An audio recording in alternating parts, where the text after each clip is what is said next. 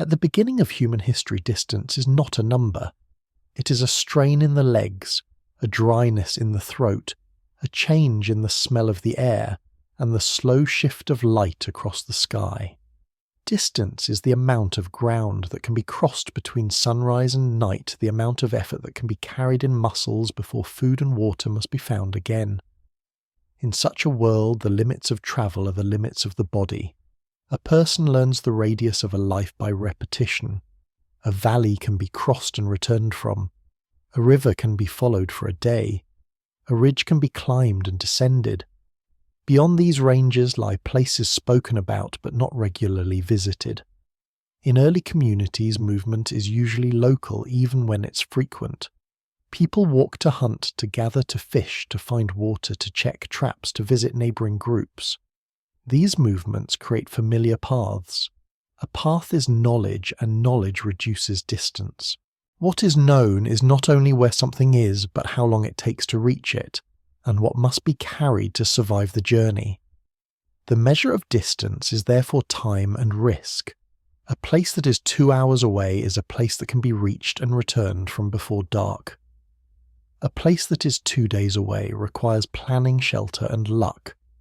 A place that is 10 days away begins to feel like another world, not because it is far in kilometres, but because the journey itself becomes a life event. Seasons shape this early sense of distance. In many regions, the year is divided into periods when travel is easier and periods when it is dangerous. In wet seasons, rivers swell and paths turn to mud. In cold seasons, snow and ice change the landscape. In hot seasons, water becomes scarce.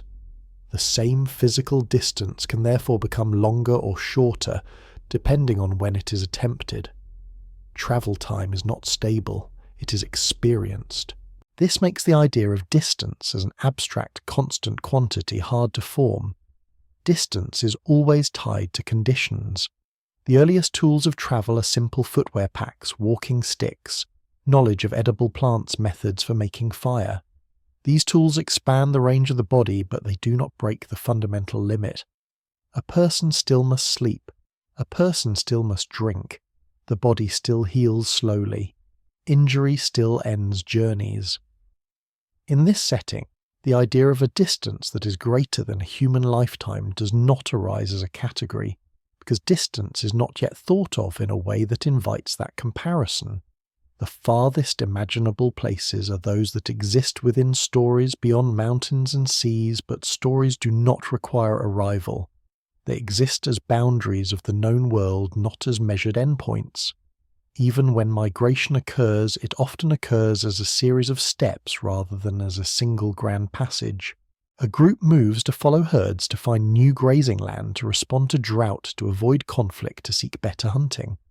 Each move may be only a few days or weeks of travel, followed by a long period of living. Over years, such steps can cover great distances, but no one experiences the full distance as a single journey. The movement is distributed across time and across life. This is an early form of distance that exceeds one person's direct experience, but is not yet understood as such. It is simply life unfolding across a changing landscape. The measure of distance in these conditions often becomes embodied in the environment. People name landmarks and use them as anchors. A certain bend in a river, a particular rock formation, a stand of trees, a mountain silhouette. These anchors create a mental map, but the map is not drawn. It is carried in memory. The map's units are not kilometres. They are the intervals between landmarks, the time between water sources, the length of a climb, the danger of a pass. A mental map can extend farther than a person has travelled because it can include information gathered from others. Yet the reality of distance remains local because the most reliable knowledge is what has been walked. In such societies, distance becomes shared through storytelling in a practical sense.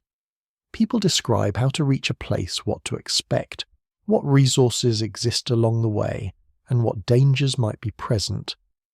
This is not the same as imagining unreachable distances.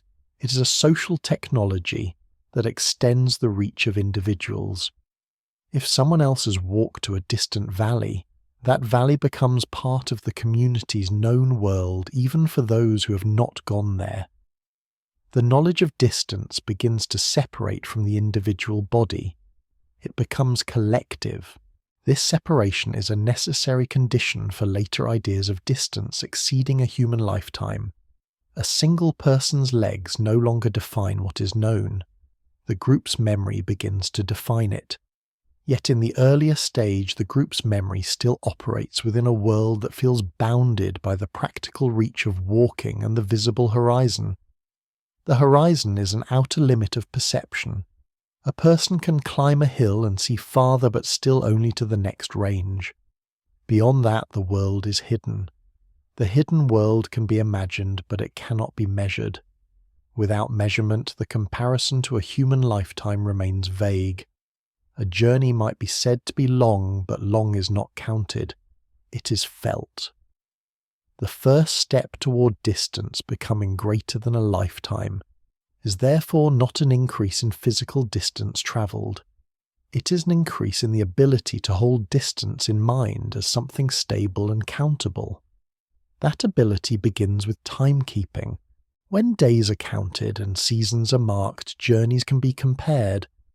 When a community can say that a route takes a certain number of days, distance begins to become a quantity. Even then, the number of days remains variable with weather and fatigue, but the habit of counting creates a new relationship with distance.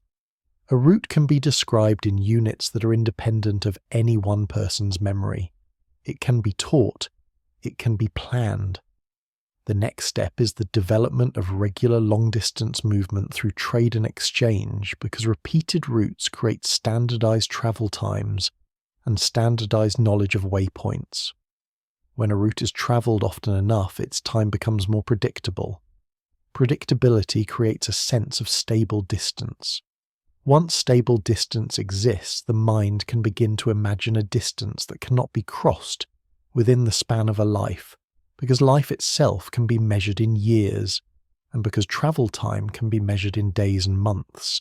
In the earlier stage, these measures are still weak, and so the concept remains dormant. This section holds distance in its simplest form, distance as walking time. It is the outermost layer of the topic because it is the foundation on which all later scale rests.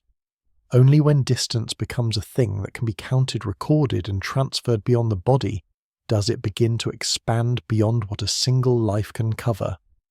The next inward step is the horizon, and the known world where seas, deserts, and mountain ranges begin to create separations that are not only felt but recognized as boundaries, making distance something that can exceed a person's direct experience even within a lifetime. When distance is first experienced as walking time, the world is shaped by what can be reached and returned from. The next change comes when people encounter boundaries that cannot be crossed casually wide.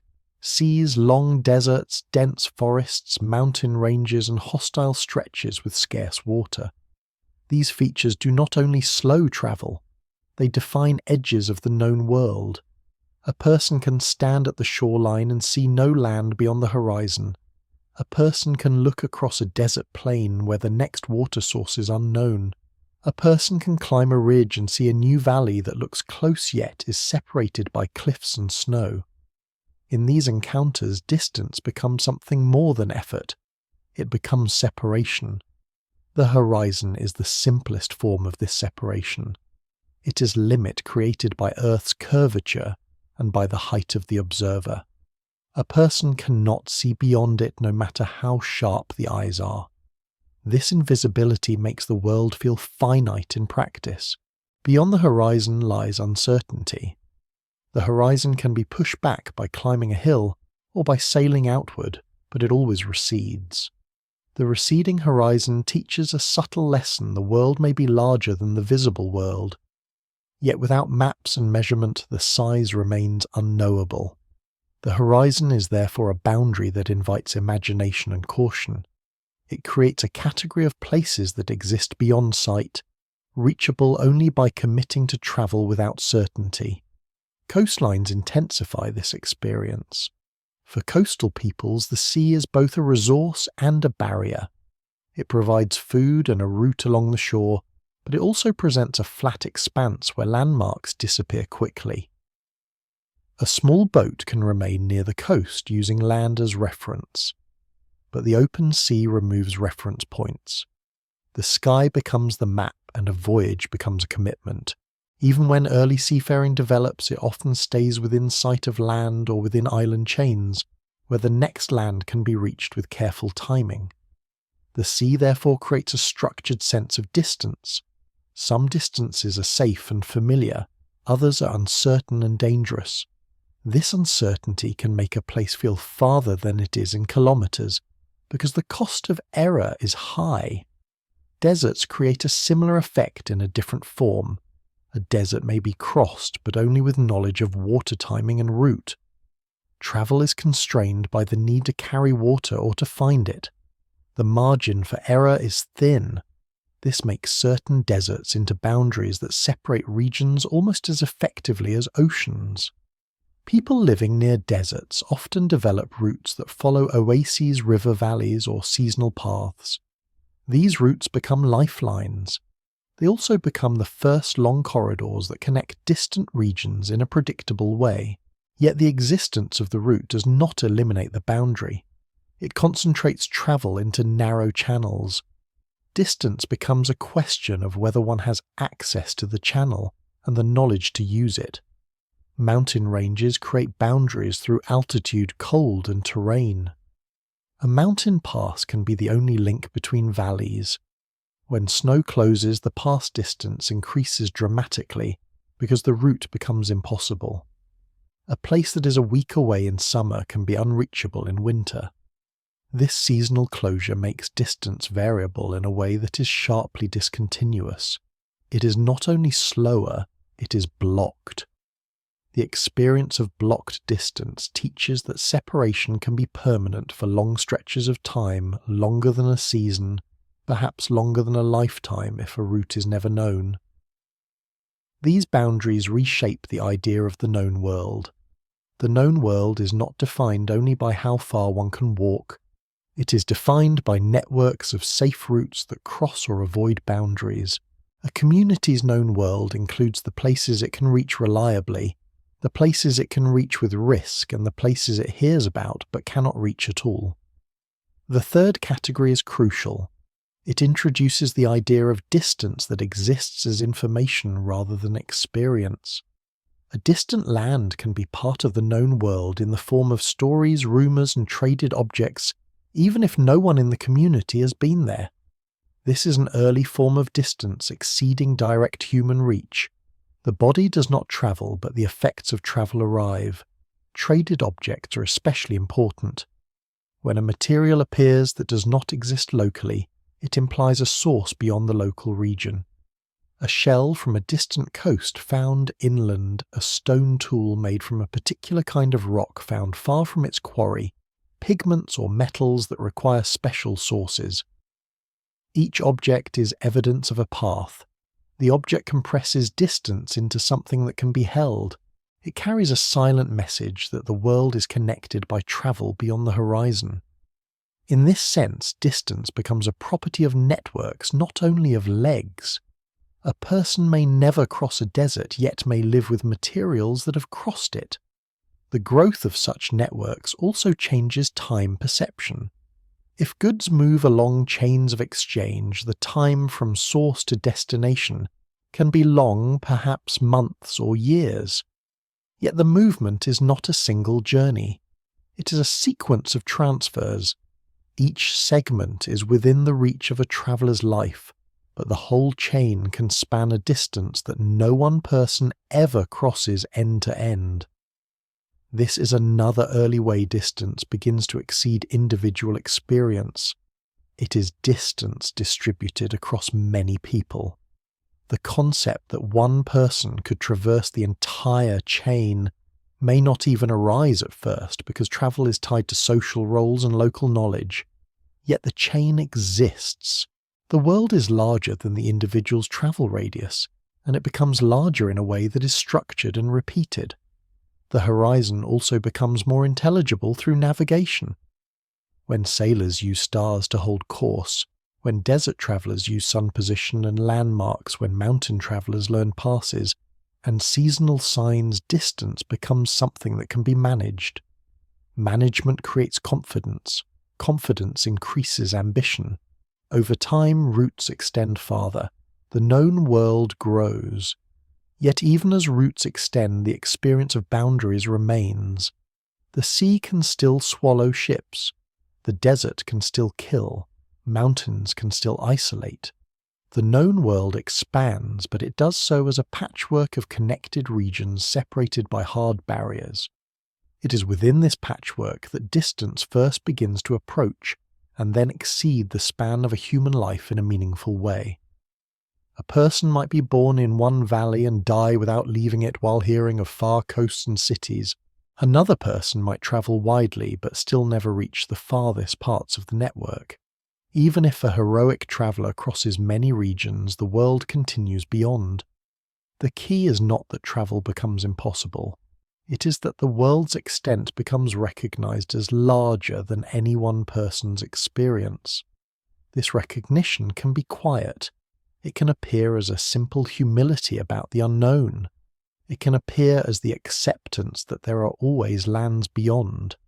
The horizon becomes a symbol of this, but more importantly, it becomes a practical fact. There is always more land and water beyond what a lifetime can cover.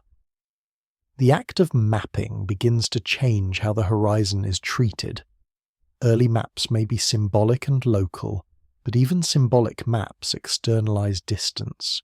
They allow a person to hold a representation of a region beyond immediate view. As mapping improves, it becomes possible to relate different regions in a single picture. Even without accurate scale, the map suggests that the world is a connected whole. This again pushes against the idea that a person's local world is the entire world. Yet at this stage, the concept of distance greater than a lifetime is still not a formal idea. It is a growing awareness that the world's edges are not reachable by casual travel. This section holds the horizon and the physical barriers as the main new element. Distance becomes separation, because some boundaries remove landmarks and safety. The next inward step is the rise of journeys, longer than seasons, through trade routes and migrations that span years. When time is measured in years and travel becomes planned across that scale, the idea of distance exceeding a life begins to form more clearly, because travel time begins to compete with the length of a human life, rather than only with the length of a day or a season. When boundaries like seas, deserts, and mountains define the edges of the known world, distance begins to feel larger than daily effort. The next shift happens when movement becomes organized across longer timescales, so that journeys are planned not to return within days or weeks, but to last across seasons and sometimes across years. Trade routes, long migrations, and multi-stage caravans introduce a different relationship with distance. Distance is no longer only about surviving until nightfall, or until the next water source. It becomes a question of sustaining a project. Food must be stored, animals must be managed, routes must be learned, and risks must be accepted for long spans. In this setting, time begins to rival distance as the main cost and travel begins to push against the boundaries of a human life. Long-distance trade creates repeated journeys that link far regions. A caravan route across a desert or a steppe may take months. A sea voyage following winds and currents may take weeks to months with long waits for favourable conditions. Overland travel through multiple kingdoms or ecological zones may require wintering at intermediate points.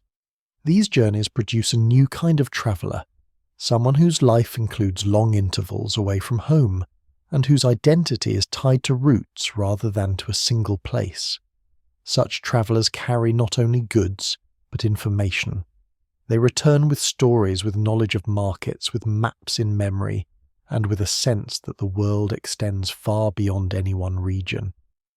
For the communities connected by these routes, distance becomes a predictable interval. A certain spice or metal arrives after a known seasonal pattern. A messenger can be expected after a certain number of moons. A ship arrives when the winds shift. Predictability turns distance into a schedule. A schedule in turn allows planning. Planning is the moment when distance begins to take on a stable form independent of the individual traveller. Even if a particular person dies on the route remains. Others will take it. The journey becomes part of a system. Yet these long journeys also reveal how easily a human life can be consumed by distance. A merchant might spend years travelling and trading, seeing home only intermittently. A sailor might vanish at sea, leaving no record. A caravan might be lost to drought or conflict. When the cost is high, the journey begins to feel like a life event rather than a task. This is a subtle boundary. Once a journey becomes a life event, it begins to compete with the time of a life. A person might undertake it once, perhaps twice, and be changed by it. The idea of crossing farther than the known routes begins to feel less like an extension and more like a different category. Migration adds another layer. Some migrations are seasonal, returning each year. Others are relocations prompted by climate shifts, resource depletion, conflict, or opportunity. A relocation can unfold across years. A group may move slowly, settling temporarily, moving again, adapting to new regions. Children may grow up along the path. Elders may die before the end. In such movements, distance is not a line between 2 points. It is a corridor of life. The group's final destination may be uncertain for a long time. The journey becomes the place. This is one of the earliest experiences in which distance and time become intertwined in a way that can exceed a single human life. The route continues, but the individuals change. These multi-year movements also require new methods of memory. A route that spans thousands of kilometers cannot be held in the mind only as a sequence of familiar local landmarks. It must be broken into segments, each with its own waypoints and hazards. Knowledge becomes modular. One segment is known by one group, another by another. Information is exchanged at meeting points. This modularity makes distance distributable. No one person needs to know the entire route. The route exists as a shared structure. This is an important step toward distance exceeding a lifetime, because it allows routes to persist beyond individual lives and to extend beyond what any one person can traverse. The growth of settlements and cities intensifies this process. Cities become hubs where goods from many places gather. A person in a city might encounter materials from far beyond the horizon, woods from distant forests, stones from distant quarries, foods from distant climates. The city becomes a concentrated representation of distance. It makes the far present. Yet the far remains far in travel time. The city therefore creates a new mental contrast. An object can travel across months and still be present in daily life while a person might never travel to its source. This contrast teaches that the world is connected yet too large for individual experience. With these connections, the concept of a world map begins to emerge even before accurate maps exist. People may not know the precise shape of coasts and continents, but they begin to understand that land extends beyond land, that seas connect to seas, that there are multiple climate zones, that mountains give way to plains, that deserts lie between fertile regions. The world becomes layered in space, and it becomes layered in time through travel. Travel time becomes an expected feature of distance, not an accident. A person begins to understand that some places are not one journey away, but many. The world is no longer a circle around home. It is a network of routes that may take years to traverse. The moment distance begins to exceed a human lifetime is not yet fully here, because even multi-year journeys can still be completed within a life for those who devote themselves to travel. Yet the foundations of the concept are forming. When a journey takes months or years, it becomes clear that some distances, if they are larger by a certain factor, will take longer than a person's life. The multiplication is simple. If crossing a known world takes years, then crossing a world several times larger would take decades. If crossing a continent takes months, then crossing multiple continents might take years. Once this scaling logic becomes part of thought distance can begin to be compared to lifespan. The question becomes thinkable: how far could someone go before they die? Timekeeping becomes crucial. When societies count years, keep calendars and record durations, they can compare travel time to lifespan more explicitly. Lifespan itself may not be precisely measured, but a rough sense exists. A person lives through a certain number of seasons, raises children, sees grandchildren if lucky. When travel time begins to be described in years rather than in days, it enters the same unit as life stages. A journey that takes 10 years is no longer just long. It is a major fraction of a life. A journey that might take 50 years begins to feel like something no one could complete. This is the dawn of the idea that distance can be greater than a human lifetime. The social consequences follow.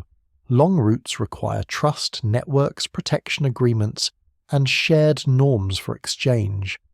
They also require relay systems.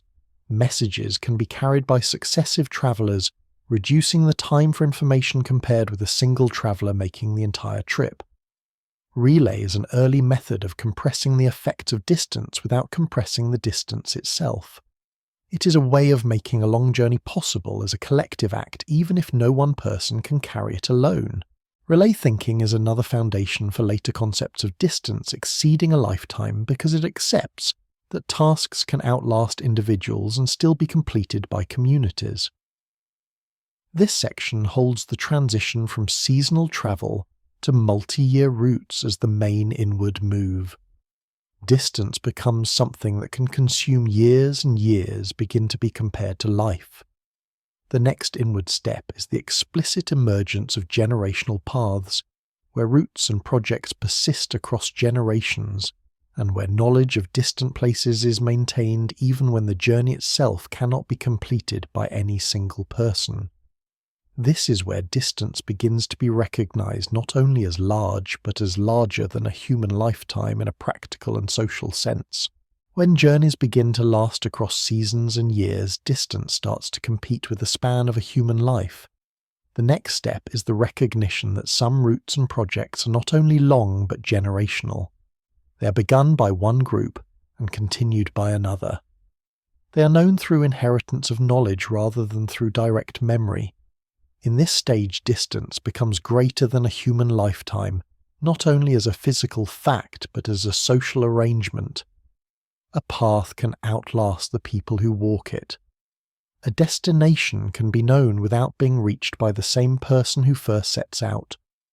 This is a quiet turning in human history because it changes the relationship between individual experience and the world's extent. Generational distance emerges first in the simplest form, the continuation of routes. A trade route that spans desert seas or mountain chains may be travelled by many individuals, each completing segments or repeating the same journey year after year, but the route itself becomes older than any traveller. A person might join a caravan as a young adult, learn the waypoints and hazards, and then teach those to younger travellers later. Over time, the route becomes a tradition. It is maintained by knowledge passed down and by repeated practice. In such a system, the route exists as a cultural object. The distance it spans is not something one person invents anew. It is inherited. This inheritance changes how distance is imagined. In a purely local world, distance is what one has personally walked. In a route-based world, distance includes places one has never seen but believes in because the route has existed for generations. Trust shifts from individual sight to collective continuity. This shift makes it possible to hold much larger distances in mind. It also makes it possible to plan ventures that no single person could fully oversee. Once a society can maintain long routes across generations, it can also maintain projects across generations. Monument building is an early example of generational projects. Large structures can require years or decades to complete. A person can begin work on a temple or wall, or an irrigation canal and die before it is finished. The project continues because it is carried by a community and by institutions. This is not distance in kilometers, but it is distance in time, and it teaches a crucial lesson. Human effort can be distributed across lives. Once time can be distributed across lives, distance can as well, because distance is often experienced through time. A journey that would take longer than one life can be imagined as a sequence of stages carried by successive travellers or successive crews. The mind begins to accept that the individual is not the unit of completion. The community is. Migration can also become generational when it occurs not as a single relocation, but as a long drift over centuries. A people may gradually expand into new territory as population grows or as climate shifts. The movement may be so slow that no person experiences it as a migration, yet over generations the group's homeland changes. The distance covered can be enormous, but it is not covered by a single expedition. It is covered by a slow wave of settlement. In such cases, distance greater than a lifetime exists in the simplest biological form, the movement of a lineage. The individual lives and dies within a local place, but the lineage travels. The knowledge that supports generational distance often takes the form of stories, but these stories become practical. They include directions, warnings, descriptions of water sources, and descriptions of safe seasons. They can be encoded in myths, but they carry usable information. The story becomes a container for root knowledge. Because stories can be repeated without writing, they can persist across many generations. This is one reason early root knowledge can span distances far beyond what a single person could verify. The reliability is not perfect, but the persistence is powerful. It creates a memory longer than a life. Writing intensifies this effect. When writing becomes common enough to record routes, distances and schedules, knowledge becomes less dependent on oral transmission. Written records can preserve details beyond the lifespan of the writer. They can also be copied and spread. A route described in a text can be learned by someone who never met the original traveller. This is a major change in how distance is held. Distance becomes abstracted. It can be stored, transmitted, and consulted. A map or itinerary can outlive its maker. This again strengthens the idea that the world's extent is not limited by individual experience. Generational distance also appears in governance and empire. As states expand, they attempt to administer regions far from the centre. The time for messages to travel becomes a key constraint. If a message takes weeks or months to reach a distant province, then decision-making becomes slow. The state may develop courier systems, relay stations, roads and ships to manage this. The building of such systems is itself a generational project, and the maintenance of them requires continuity. In such an environment, distance is not only a physical separation, it is a delay. Delay begins to be treated as an important feature of distance. This prepares the mind for later ideas of unreachable distance, where delay becomes so large that interaction becomes effectively impossible within a life. Another expression of generational distance is exploration by proxy. A community can send out travellers and then incorporate their reports into collective knowledge. If one traveller returns after years with information about a far coast, that coast becomes part of the community's mental world for decades, even if few others ever go there. If another traveller later extends that knowledge farther, the world expands again. Over time, the known world can grow through successive expeditions, each building on the last. The full distance from the original homeland to the new farthest known point may become something that no single person has travelled, because each expedition begins from a new baseline. Knowledge leaps forward in stages outlasting individual bodies. At the level of personal experience, this creates a new kind of humility about travel. A person may accept that there are places they will never see, not because those places are mythical, but because travel time and risk make it unlikely. yet they may also accept that their children or grandchildren might see them. Distance becomes a generational horizon. This is a key emotional change in the history of distance. It is not despair.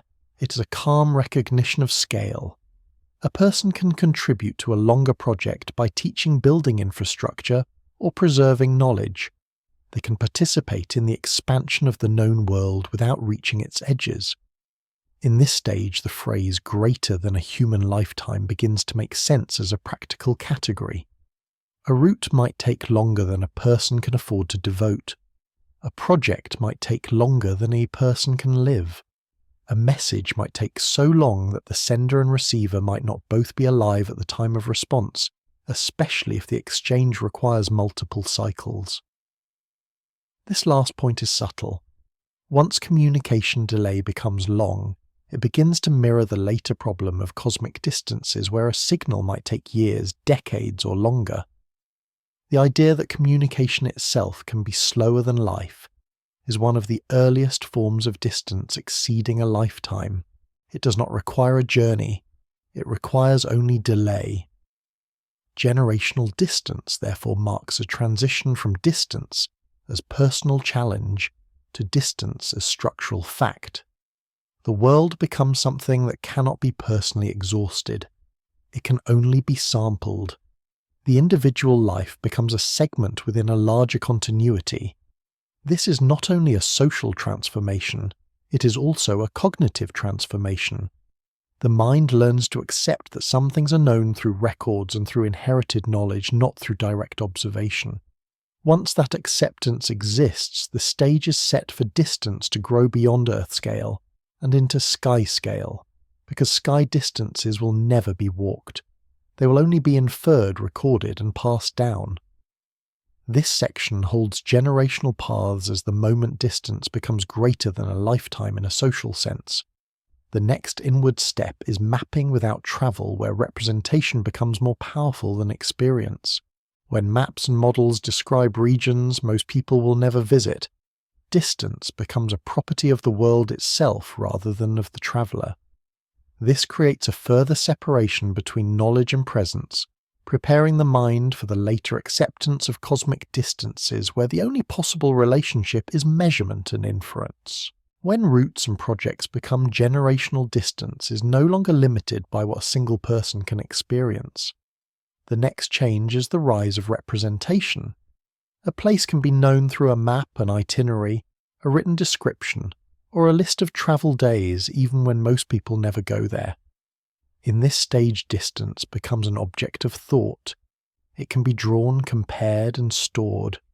The world becomes larger, not because bodies move farther, but because minds can hold larger structures. The separation between distance and experience widens, and with it the possibility that distance can exceed a lifetime becomes more stable and more widely shared. Early maps do not always aim for accurate scale. Many are symbolic, showing relationships and importance rather than precise distances. Yet even symbolic maps perform a crucial function. They place multiple regions in one frame.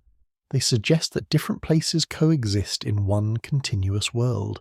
A river connects to another river. A coast wraps around a sea. A road passes through a mountain pass. Once such connections are drawn, distance becomes something that can be contemplated in its entirety. A person can see, at least in concept, that there is more land than they will ever walk. The map makes the world bigger than the body. As mapping techniques improve, scale becomes more reliable. Coastlines are compared across voyages. Latitudes are estimated from the sky. Distances along routes are recorded in travel days and later in more standardized units. Over time, maps begin to include proportions that are close enough to reality to allow planning. Planning from a map is different from planning from memory. A map allows someone to think about routes they have never taken. It allows someone to imagine alternative paths. It allows someone to combine information from multiple sources into a single coherent image. This coherence matters because it creates the sense that the world has a measurable extent. Once extent is measurable, it can be compared to lifespan. The most important effect of mapping without travel is that it makes distance impersonal. Distance becomes a property of the world rather than a property of the traveller. A person no longer says only it is far for me. They can begin to say it is far in itself. This sounds simple, but it is a major shift. When distance is impersonal, it becomes stable across generations. A route remains long even when new travellers take it. A sea crossing remains long even when ships improve, though the time can shorten. The map becomes a reference that outlasts individuals. This reference changes social expectations. In a world without broad maps, many people might assume that the world ends not far beyond their horizon. With maps, people can see that the world extends far beyond. Even if they never travel, they can know that distant regions exist. This knowledge is not always accurate in detail, but it is expansive in structure. It encourages the idea that there are many places a person cannot visit in one life. The idea becomes normal. Mapping also supports administration and commerce, further strengthening representation over experience. A ruler can plan roads, taxation, and logistics across regions they never personally visit. A merchant can plan trade strategies based on distances and routes learned from records. A military commander can plan campaigns using maps, rather than relying only on scouts. In each case, the decision-maker's influence extends farther than their travel. This extension makes distance feel manageable in one sense, because it can be acted upon through systems, but it also makes distance feel larger, because it is now visible as a structure too large to be personally traversed. A related form of representation is the written travel account. When a traveller describes a far region, the description allows others to imagine that region. If the account includes travel time landmarks and hazards, it can function almost like a map. Over time, collections of such accounts accumulate. The world becomes known through compiled voices. The compilation can contain contradictions and errors, but it also creates a sense of breadth. A reader can learn of deserts, coasts, and cities beyond any personal reach. The reader can accept that the world is larger than any one life, because the reader's mind can travel faster than the reader's body. The mental journey takes hours. The physical journey would take years or might be impossible. This contrast is one of the deepest ways representation changes the meaning of distance. Navigation also becomes more abstract. When sailors learn to use stars and instruments to hold course, they begin to think of position as a set of coordinates. Coordinates are another form of representation. They describe a place without describing the journey. A coordinate is a way of saying where without saying how. Once a place can be specified by coordinate, the place becomes part of a grid that can extend indefinitely. This grid supports the idea of an open world that can be mapped and subdivided. It also supports the idea that distance is a difference between coordinates, a quantity that can be computed. Computation makes distance feel objective. As distance becomes computable, the idea of an edge changes. An edge is no longer only the point where knowledge stops. It is also the point where mapping stops. When a coastline is traced, the map's edge moves. The world becomes something that can be progressively filled in. Yet this filling in reveals another truth. Even if the Earth is finite, it is large enough that completing its map is a major project. It may take centuries of voyages, surveys, and corrections. The map itself becomes generational. People begin a mapping effort and die before it is complete. The project persists. The completion of the map becomes a communal achievement rather than a personal one. In this way, mapping without travel not only represents distance, it enacts distance as a time-consuming task. It reinforces the idea that the world's full extent cannot be personally covered. Representation also changes how people interpret absence. When there is a blank region on a map, it does not necessarily mean nothing exists there. It means the information is missing. This distinction between nothing and unknown becomes important. It teaches that the limits of knowledge are not the limits of reality. The world can be larger than the known world. This again supports the idea of distance exceeding a lifetime because unknown regions can lie beyond the reach of current routes and current travellers. Discovering them may require long-term efforts that outlast individuals. The act of measuring distance on maps also begins to separate distance from hardship. A sea crossing may be dangerous, but on a map it becomes a line segment. A mountain range may be lethal, but on a map it becomes a ridge symbol. This abstraction can make distance appear simple even when it is not. Yet the abstraction also allows comparison. A person can see that one route is longer than another regardless of difficulty. Comparison encourages the idea that some routes are too long to attempt. Once the world is visible as a set of routes, it becomes possible to say that a route would take too long for a human life. The statement becomes grounded in representation rather than in vague feeling. The broader effect is that knowledge no longer requires arrival. A person can have a mental possession of the world through maps and texts even when they never travel far. This is a powerful change in human history because it decouples understanding from physical presence. It also prepares the mind for later eras when the most distant things will never be visited. The habit of knowing through representation becomes essential. Without it, cosmic distances would be psychologically inaccessible. This section holds mapping without travel as the central mechanism by which distance becomes an abstract stable quantity. The next inward step is to shift from Earth to the sky, because the sky is where distance becomes not only greater than a lifetime, but greater than any conceivable journey by ordinary means. When the stars are treated as objects at immense distances, the comparison between distance and lifespan becomes dramatic and unavoidable. The sky introduces separations that cannot be bridged by any route system or map in the old sense, forcing a deeper change in what it means to know a place at all. Once maps and records allow distance to be held without travel, the mind is prepared for a larger step, the recognition that some distances cannot be crossed by any ordinary journey at all. The sky becomes the first and most persistent example of this. For most of human history, the stars and planets are visible nightly, familiar in pattern, and yet unreachable in practice. They present a paradox. They are part of everyday experience, yet they are farther than anything the body can approach. In this stage, distance becomes greater than a human lifetime in a new way, not through the size of Earth, but through the existence of places that remain forever out of reach of the body, reachable only by sight and by inference. In early sky views, the heavens can still be imagined as a dome or a set of layers, but even in those images the stars remain inaccessible.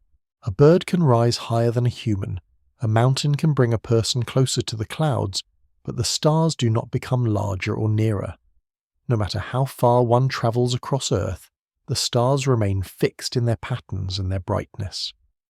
This stability suggests immense distance long before distance is measured. It creates an intuitive sense that the sky is not a nearby roof. It is something else far beyond the local world. This intuition is one of the earliest experiences of distance that exceeds not only a lifetime but any conceivable walking journey. The moon complicates this intuitive picture because it changes visibly. It shows phases. It moves quickly against the stars. It sometimes covers stars. It undergoes eclipses. These behaviors suggest that the moon is closer than the stars. In this way, the sky begins to sort itself into near and far. The near objects like the moon and the planets behave differently from the far star background, yet even the near objects remain unreachable. The moon's phases may suggest a sphere lit by the sun, but the journey to it remains unimaginable without technology. The planets wander, but they do not approach. They do not become places one can plan to visit. The sky is therefore the first arena where distance is experienced as absolute separation, rather than as a scaled-up version of travel. the development of astronomy gradually turns this intuitive separation into a structured one. When observers measure the Earth's size and use geometry to estimate the Moon's distance, the sky gains a numerical depth. Even if early numbers are imprecise, the scale is clear enough to shock human-scale intuition. The Moon is not a few mountain heights away. It is vastly farther. A person might cross a continent in months or years, but the Moon's distance suggests a journey that would take far longer by any known means. The comparison to a human lifetime begins to take form because a human lifetime is one of the few, stable timescales available for comparison. The Moon becomes a distance that can be stated and therefore compared. The stars deepen this effect. Attempts to detect stellar parallax show that if Earth moves around the Sun, nearby stars should shift slightly against distant stars across the year. The failure to detect such shifts with early instruments implies that stars are extremely far away. Even without precise distances, the conclusion is that the star sphere, if it exists, must be enormous, or that stars are scattered through vast space. Either way, the scale becomes beyond ordinary comprehension. The sky becomes a realm where distance is not just large, but inhuman. It is not a place for travel. It is a place for measurement. This is a key psychological change. On Earth, a place is known by reaching it. In the sky, a place is known without reaching it. The mind learns to accept knowledge at a distance. A star's position can be catalogued. Its brightness can be compared. Its colour can be noticed. A planet's path can be predicted. These forms of knowledge do not require arrival. They require observation and record. This sky, therefore, trains humans in an epistemology of distance, a way of knowing that does not depend on the body. This becomes increasingly important as sky scale becomes better measured, because the measured distances quickly outgrow any plausible journey time. The sky also changes the meaning of the word lifetime. On Earth, a lifetime is long enough to cross many regions if one devotes oneself to travel. It is long enough to sail oceans, cross deserts, and learn routes. In the sky, a lifetime is not long enough, even in principle, given the speeds available to ancient travel. Even if a person could travel without needing food and water, which is impossible, the physical means of moving through air and water cannot extend into the void above. The sky therefore introduces not only large distance, but a barrier of medium. The air ends. Beyond it is a region where breathing and burning do not work. The separation is not just far, it is fundamentally different. This makes the concept of distance greater than a lifetime sharper. It is no longer a matter of time scaling, it is a matter of category. Yet even in this categorical separation, the sky remains present in daily life. People use stars for navigation. They use the sun for time. They use the moon for months. The unreachable distance is also intimately familiar. This combination creates a steady mental tension that runs through human history. The heavens are both near in experience and far in reach. This tension encourages imagination because humans naturally ask about what they can see. It also encourages restraint because the inability to reach encourages respect and symbolism. Many cultures place gods, ancestors, or spirits in the sky, partly because the sky is beyond human reach. The distance becomes not only physical, but social and moral. Yet the key historical point is that the sky makes distance absolute in a way Earth rarely does. As measurement improves, the sky's distances begin to exceed not only a lifetime, but the span of recorded history. Once the moon's distance is known to be enormous compared with Earth travel, and once the sun's distance is inferred to be far greater still, the scale pushes beyond what any ancient society can conceive as journey time. Even the idea of a vehicle travelling continuously for years without resupply is absent. The sky, therefore, becomes the first domain where humans accept that some places may never be reached. This acceptance is not necessarily explicit. It is implicit in how societies treat the heavens as objects of contemplation rather than of travel. This stage also introduces a quiet distinction between seeing and touching. On Earth, seeing a mountain might imply that one could someday climb it. In the sky, seeing a star does not imply one could reach it. The sky teaches that visibility is not the same as accessibility. This lesson later becomes central in the scientific age where many phenomena are visible or measurable, but not directly accessible. It is also central to the modern understanding of the universe, where light brings information across enormous distances that bodies cannot cross. The sky thus becomes the first context where distance clearly exceeds a human lifetime in a stable way. It establishes a mental category of unreachable separation. Yet it does not yet provide the full modern idea of cosmic scale, because that requires precise measurement and a standardized language for distance. The next inward step is the development of more refined astronomical measurement, where the vastness of space is expressed in numbers that can be compared, stored and used, and where the relationship between distance and time becomes explicit through the concept that light itself takes time to travel. When light becomes the ruler, distance becomes inseparable from time, and the comparison to a lifetime becomes both precise and unavoidable. Once the sky becomes a realm of unreachable separation, the next transformation is the arrival of measurement strong enough to give that separation a stable numeric form. The difference between a vague sense of far and a quantified sense of vast is profound. Quantification makes distance comparable, it makes distance transferable, it also makes distance capable of overwhelming a human lifetime in a way that can be stated plainly. This stage begins when astronomy develops methods for measuring the scale of the solar system, and then extends outward to measure the distances to stars. As these measurements improve, the idea that distance can exceed a lifetime becomes not merely intuitive but explicit. The solar system is the first arena where large distances become measurable and meaningful. Once Earth's size is estimated, the Moon's distance can be approached through geometry and eclipse observations. The Sun's distance, harder to determine, is gradually constrained through improved methods. As the astronomical unit becomes defined, the spacing between planets becomes more than a diagram. It becomes a set of numbers. These numbers immediately create a new kind of comparison. Travel time can be estimated if speed is assumed. Even if the assumed speed is based on the fastest ships or the fastest projectiles, the resulting times are immense. The solar system becomes a space where ordinary travel speeds fail.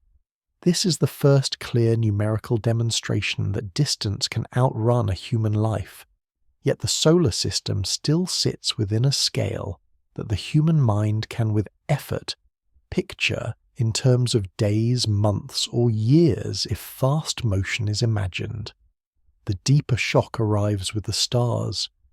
Measuring the distance to stars requires parallax, the apparent shift of a nearby star against more distant background stars as Earth moves around the Sun. The shift is tiny, and detecting it requires precise instruments. When parallax is finally measured for nearby stars, it reveals distances so large that they exceed solar system scale by an enormous factor. The stars are not merely beyond the planets, they are far beyond in a way that changes the meaning of far.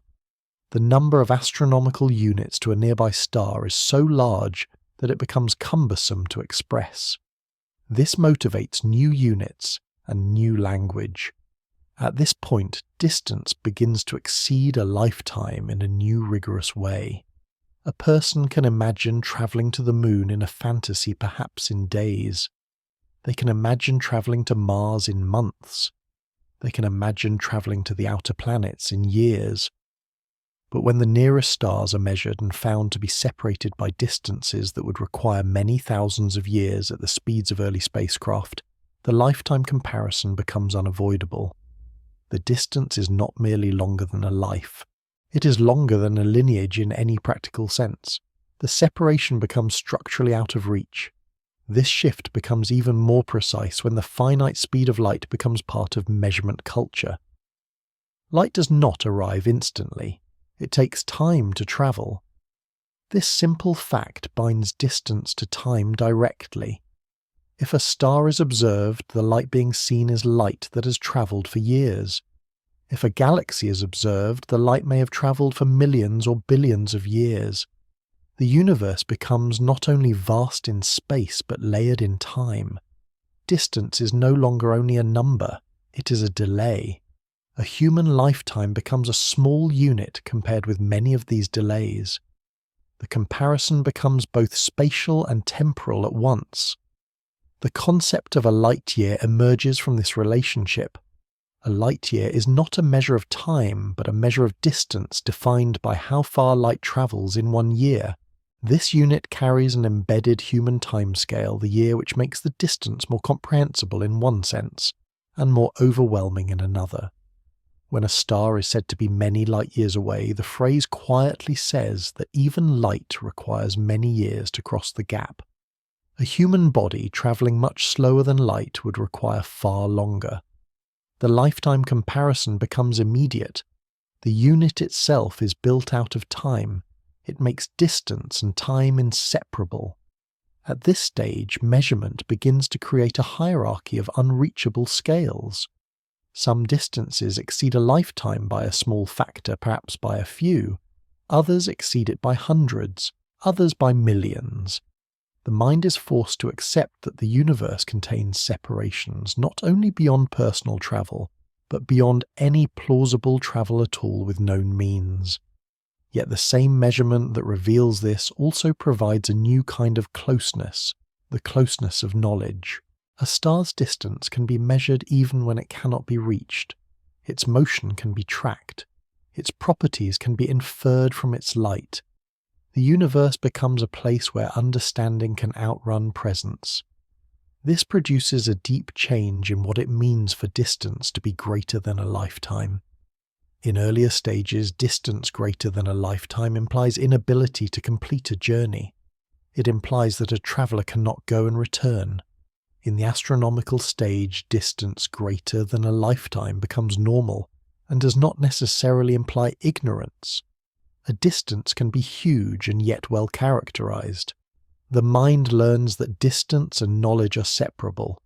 This decoupling is one of the most important intellectual shifts in human history. It is the foundation of modern science, where many objects are known only through signals and measurements, not through direct contact. Measurement also forces clarity about speed. A person can imagine an arbitrary speed in a story, but measurement allows one to compute travel time for a given speed and see the result. Even if a speed is optimistic, the times can remain beyond a life. This creates a sober realism. It discourages the casual assumption that technology will simply shrink all distances. It shows that some distances are so large that even enormous improvements in speed leave them still larger than a life. The lifetime becomes a scale for evaluating feasibility. It becomes a reference point in discussions of travel, communication, and exploration. This stage also introduces the idea that distance can be greater than a lifetime, even for communication, not just for travel. If light takes years to travel from a nearby star, then a message sent by radio would also take years to arrive, because radio waves are a form of light. A conversation with a civilization around such a star, if it existed, would unfold over years per exchange. This is a different sense of separation. It is not just that bodies cannot cross the distance, it is that interaction itself becomes slow. Distance turns into isolation through delay. A lifetime may not be long enough for many back and forth exchanges.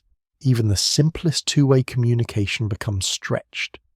This introduces a new kind of loneliness in the structure of the universe, but in this narrative the focus remains on the factual implication. Distance, once tied to light travel time, naturally exceeds human lifespans in many contexts. As measurement continues outward beyond nearby stars, the scale grows again. The Milky Way's size is estimated. Other galaxies are recognized. Their distances are measured through methods that build on the ladder of closer measurements. Each rung of this ladder extends the reach of numeric distance farther. At each rung, the distance in light years becomes larger, and the embedded time becomes larger. Human lifetimes become increasingly negligible as units. The universe becomes a place where the past is visible in the sky because light carries history. This measurement-based vastness changes how distance is felt.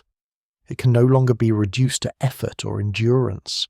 It becomes a property of the universe's geometry and the finite speed of signal. The idea of distance greater than a lifetime becomes a normal feature of reality rather than a special case.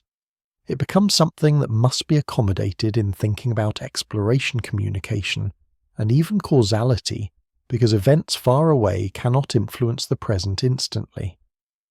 This section holds the rise of astronomical measurement and the binding of distance to time as the core.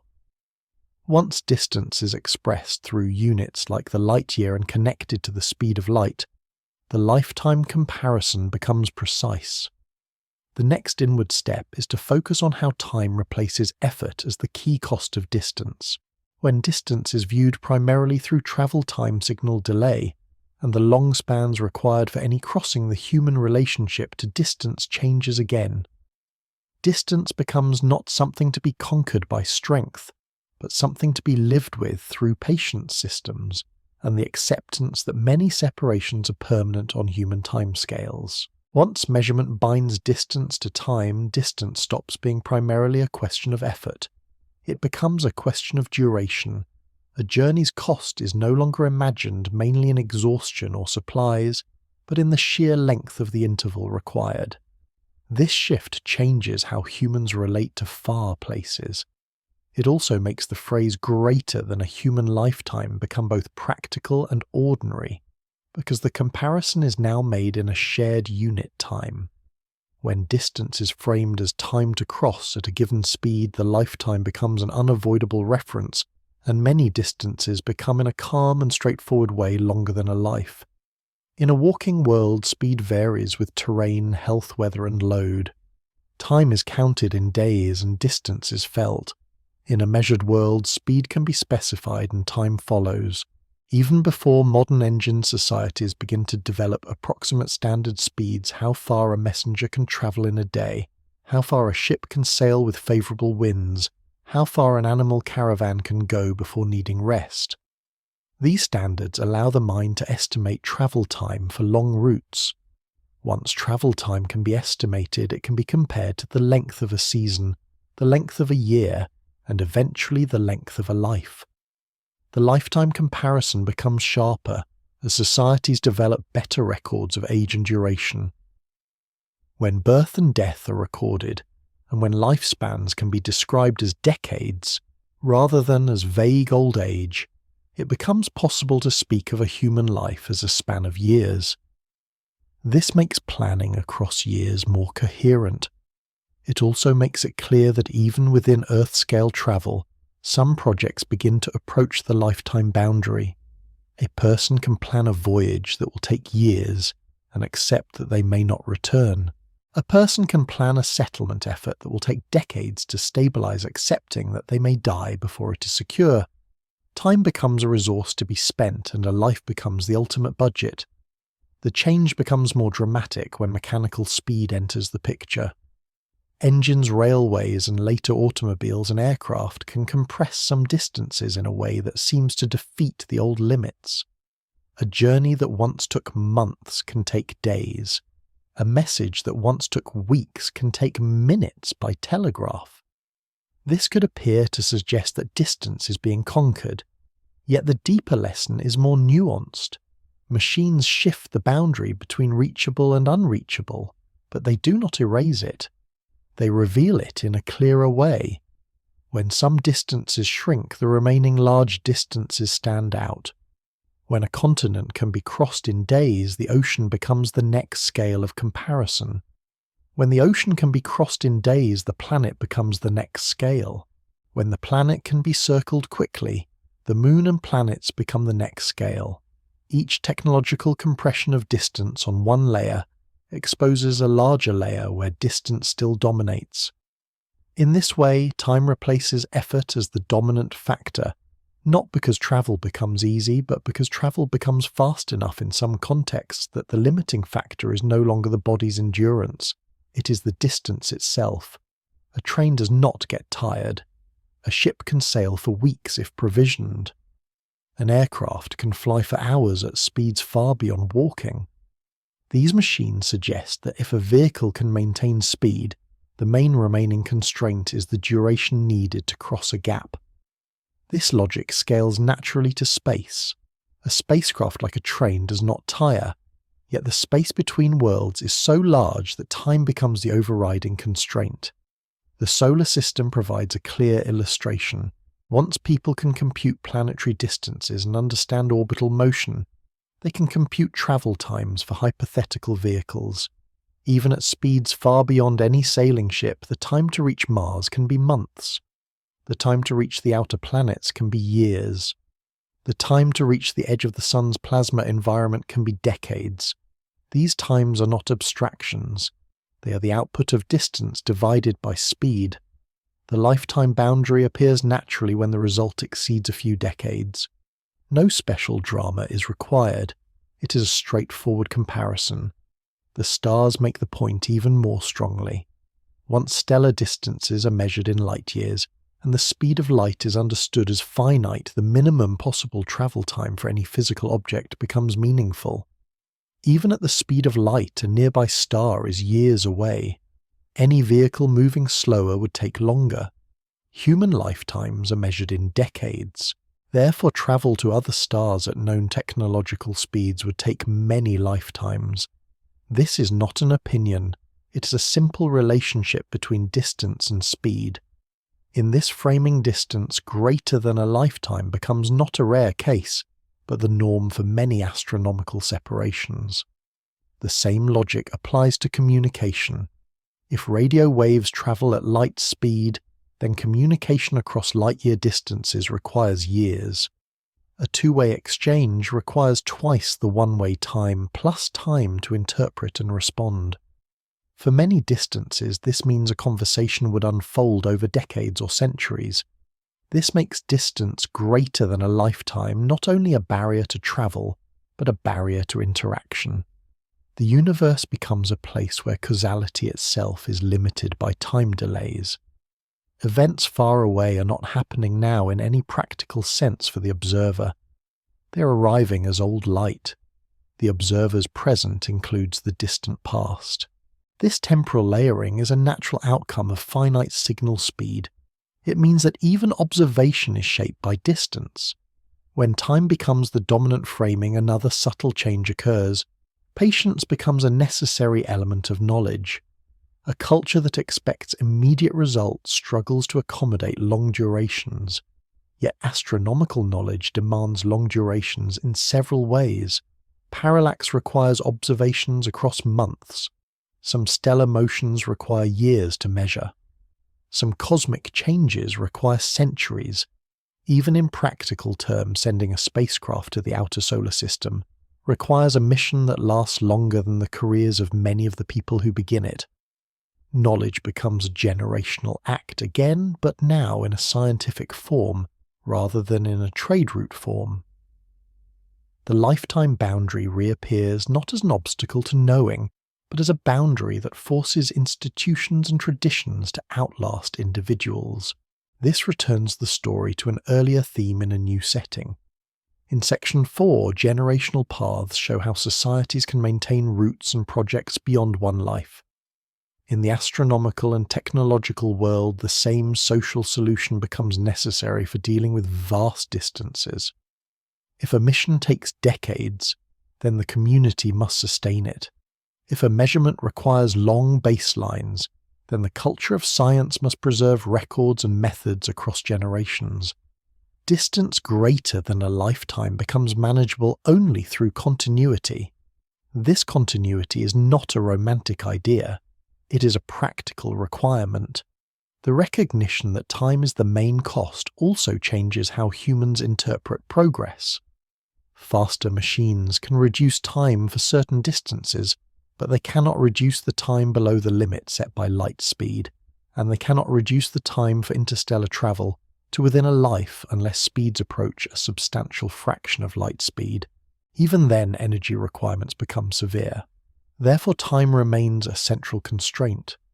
The modern mind begins to accept that some distances will remain greater than a lifetime, regardless of incremental improvements. This acceptance can be quiet. It can coexist with ambition. It can simply reflect the reality that scale is not negotiable.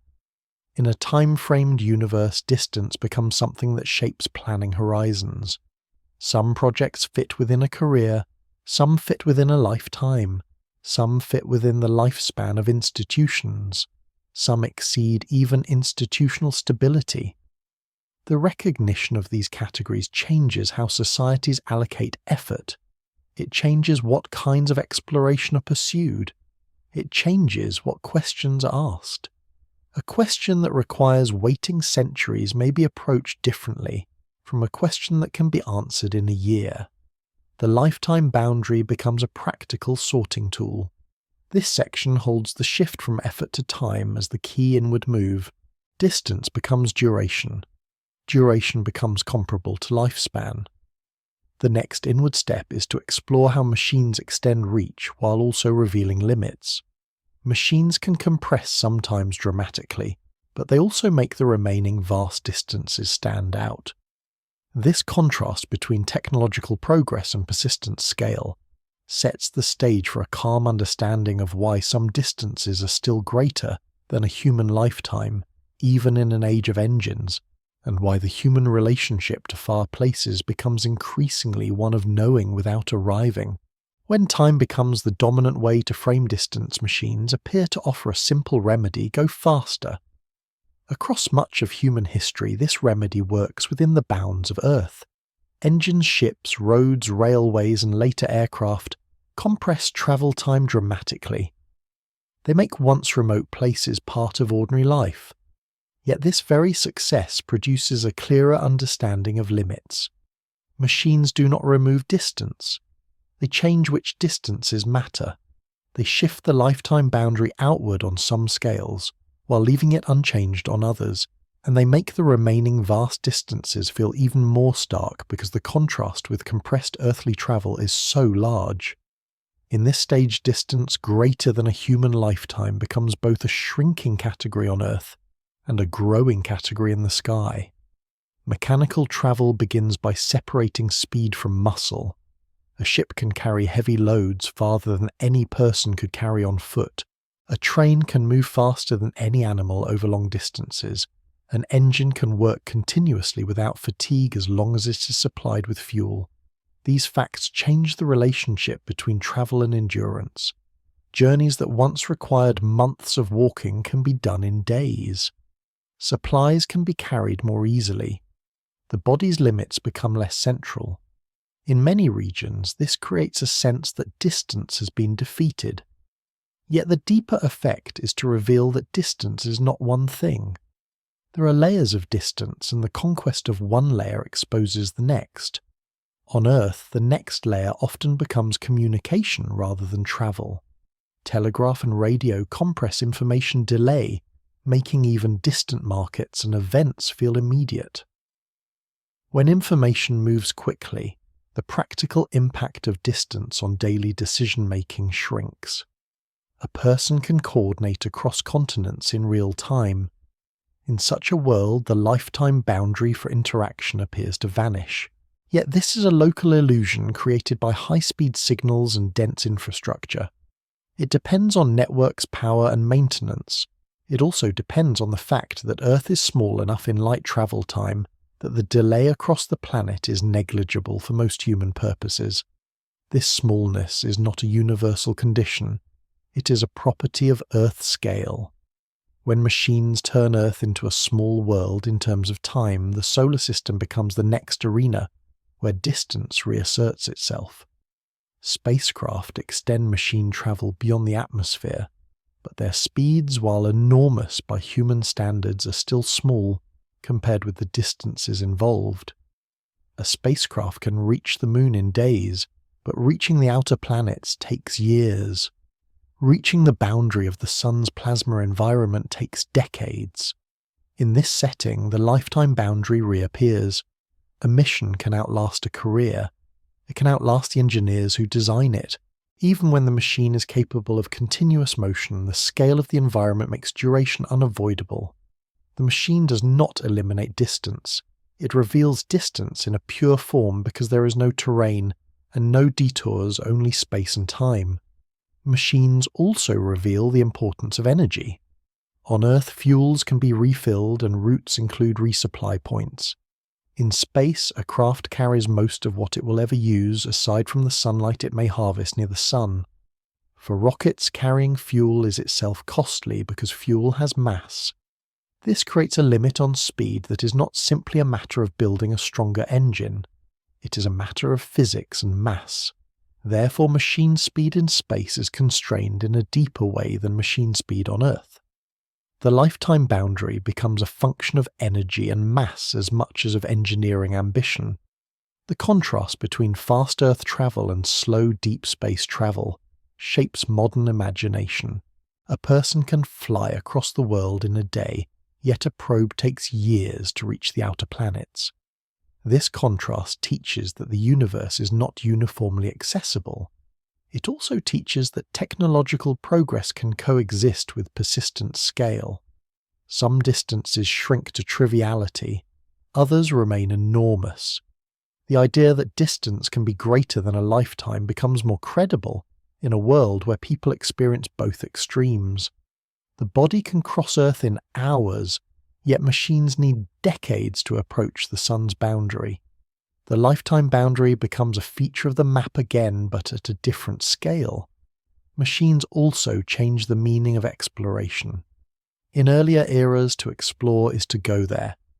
With modern instruments, to explore can mean to send a machine and receive data. The machine extends the senses. It carries cameras, spectrometers, particle detectors and radios. It becomes a proxy traveller. This changes how distance interacts with lifetime. A person may never travel to Jupiter but can see images from a probe within their lifetime. Knowledge arrives without presence. The experience of distance is therefore altered. Distance remains large, but its informational consequences shrink because machines can deliver information faster than humans could travel, even if still slowly. The lifetime boundary for knowledge shifts outward. A person can learn about worlds they will never visit. Yet even informational access has limits. A probe travelling to the outer solar system takes years, so the data arrives late compared with the launch. Mission teams must plan for delays and must maintain funding and attention across long spans. This reintroduces the need for continuity. Machines make distant knowledge possible, but they also demand institutional patience. The lifetime boundary becomes relevant not only for travel but for planning horizons. A society can fund a project that takes a decade. It may struggle to fund one that takes a century. Therefore, machines extend reach, but the extension is constrained by social timescales as well as physical ones. The starkest revelation of machine limits emerges when the scale shifts from the solar system to the stars. Even the fastest human-made probes travel at speeds that make interstellar distances overwhelming. A nearby star is several light-years away. At current probe speeds, the travel time would be measured in many thousands of years. This is not a boundary that machines have pushed far outward. It is a boundary that remains essentially fixed relative to a human life. Machines have made Earth small and have made the solar system partially accessible, but they have not made the stars accessible in any practical sense. In fact, by making nearby travel feel easy, machines make the star-scale boundary feel more absolute. The mind can see the numbers and feel their meaning. If a spacecraft can travel for decades and still not reach even the sun's boundary quickly, then reaching another star becomes a project of such length that it ceases to fit within the category of human mission planning as ordinarily practiced. This stage also clarifies that the lifetime boundary is not only about how long it takes to arrive, it is about how long it takes to interact. Even if a machine could travel to a star system over centuries, the feedback loop between launch and results would be so slow that the original planners would never see the outcome. This changes what it means to attempt such a project. It makes the project more like a cultural statement than like a scientific experiment in the ordinary sense. Again, the narrative avoids meaning-making, but the structural point remains: the time delay forces a redefinition of purpose. A project whose results arrive after many lifetimes must be carried by institutions or by civilizations, not by individuals. Machines, therefore, do not remove the central question of this script. They sharpen it. They show that the lifetime boundary is not an archaic limit tied to walking. It is a fundamental feature of scale. When the environment becomes large enough, even high speed leaves duration beyond a life. When the environment becomes vast enough, even light itself takes years. The lifetime boundary becomes a small ruler held up against a much larger world. This understanding also refines the human relationship to distant places. Some distances are now smaller than a lifetime by orders of magnitude, making travel routine. Other distances remain larger than a lifetime by orders of magnitude, making travel implausible. The world becomes divided into regions of routine access, regions of achievable access through machines, and regions of almost pure observational knowledge. This division is not philosophical. It is practical. It is a map of what can be done and what cannot be done within certain timeframes. This section holds the contrast between machine compression and persistent scale as the key inward move. Machines extend reach and simultaneously expose the irreducible vastness of some separations. The next inward step is to focus on planetary distances, specifically because the solar system is where this contrast is most instructive. Planetary travel is close enough to be achieved by machines within decades, yet far enough that it can exceed human lifetimes for certain destinations or mission types. By examining planetary distance in the language of time and mission duration, the script can show how the lifetime boundary becomes a practical feature of exploration, shaping what is attempted and what is deferred. When machines compress Earth's distances, the solar system becomes the first place where distance reasserts itself as a dominant constraint even for technology. Planetary space is close enough to be reached by spacecraft and far enough to demand months, years, and sometimes decades. This middle scale is where the phrase "greater than a human lifetime" begins to take a modern operational meaning. A mission can be designed, launched, and still not complete its most distant objectives within the career of its designers. A round trip for humans can become infeasible because of time radiation and life support. The solar system becomes a place where the lifetime boundary is not theoretical. It is a practical line in mission planning. The solar system's distances are structured. Inside near Earth, travel times can be days to weeks. The Moon is close enough that mission timelines fit within a short span. Mars, depending on orbital geometry, can be reached in months. The main belt asteroids can be reached in months to years. The giant planets take years. Beyond them, the outer regions of the solar system stretch into decades of travel for current propulsion. The pattern reveals a simple truth even within one star's system. Distance quickly grows beyond what humans can comfortably inhabit.